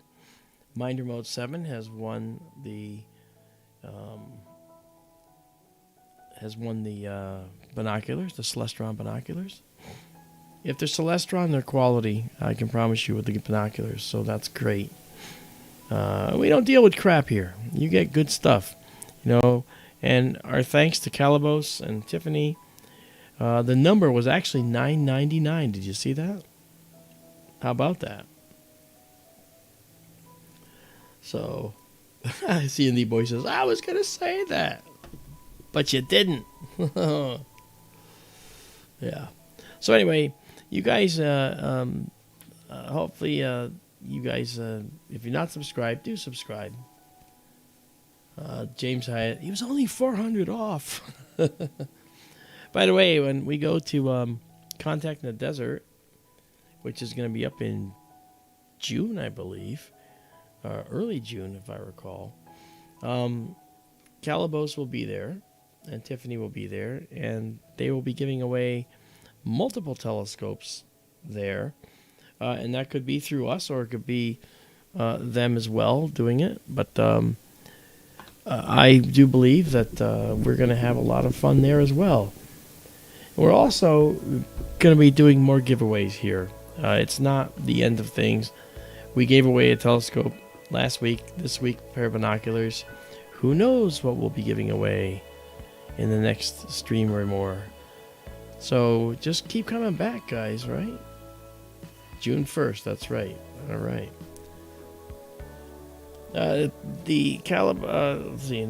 James Hyatt. This is going to be at Contact in the Desert, which is taking place in Palm Springs. Is it called the Emerald Resort or something like that? I don't remember.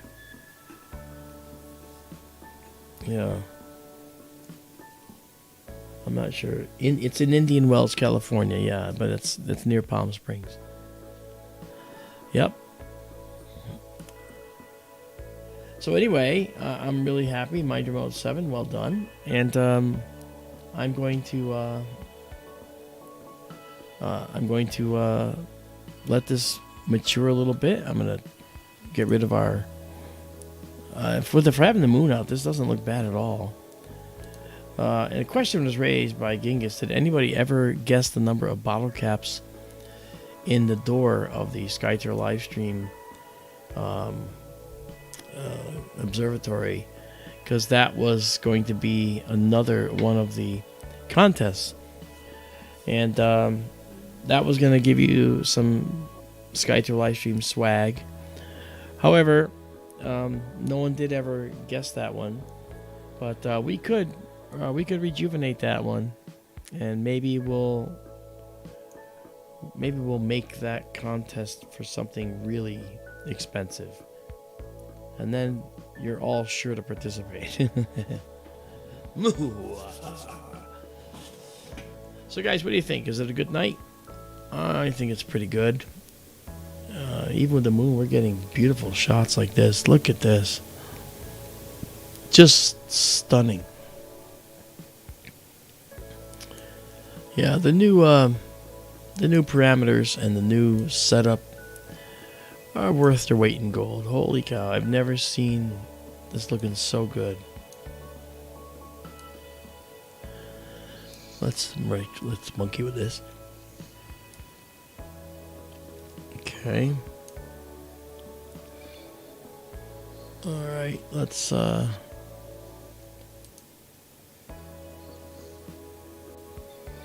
at that. Incredible.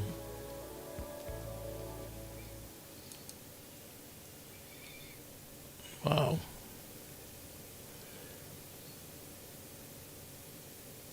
This is what happens when you have the moon out.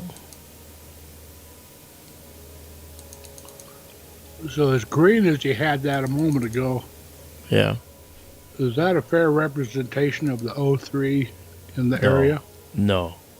Not Okay. not even remotely. This was just it was a mistake in the way that the sensor detected the proper alignment of the curves. It put too much green, and so I had to artificially change it. So I had to pop out more green. So this is more proper. But with the moon getting brighter, it's getting less and less. You see how the curves are getting flat on top? You know, that's a problem because of the moonlight. So we don't want those curves to be flat. This should just be regular, nice Gaussian curves. But it's all right. We did manage to capture some really pretty images here. Really stunning.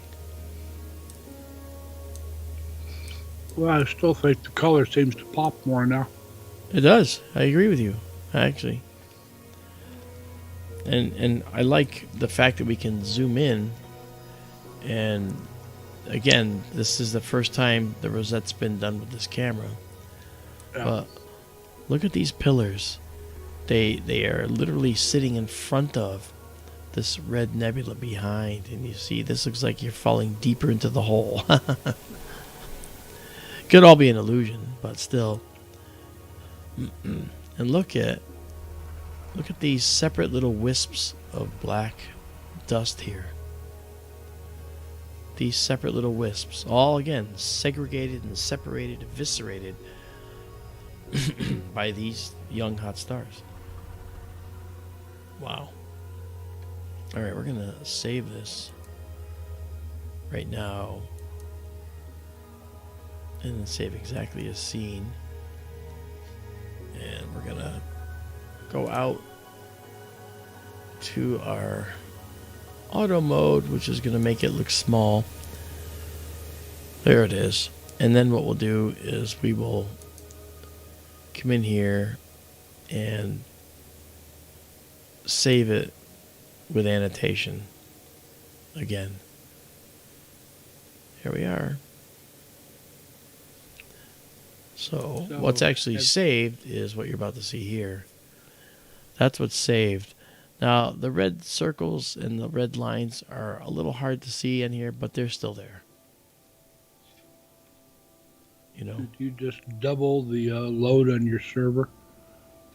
No, why? Well, if you're saving annotated and plain, Oh, I see what you mean. No, not two at all. picks instead of one. Yeah, but that's okay. We're actually getting a professional server space here soon, so that's going to give us the ability to store store a lot more.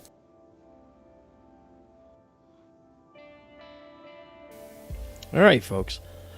Well, again, my congratulations to Mind Remote 7. You have a new pair of Celestron binoculars. Make sure you go here to skytourlive.org and go to the contact form and connect with us. That's the only way we know how to connect with you to give you your binoculars. So send us your name, your address, and where you want the binoculars sent, and we'll send them to you. Okay, we'll get them out the door to you. All right. So well done, gentlemen and ladies. You're taking care of the contest, Calybos and Tiffany. Well done to you, Darrell. Thank you for hanging out with us tonight. Sure. And we're going to call it for tonight. This is wonderful. As winter approaches, we'll be doing a lot more deep sky objects that without the moon that are going to really showcase what this new system can do. So, folks, thank you for coming. Thank you for being part of SkyTour Livestream. Thank you for being part of the contest. And I think what I'm going to do is, when I know we're going to do contests, I'm going to actually put it in the title, too, so people know that there's a contest tonight. So that's probably a good idea. Anyway, guys, you have a good night, and we will talk to you again very soon. So, good night, and have a pleasant tomorrow. Good night, everybody. Good night, everybody.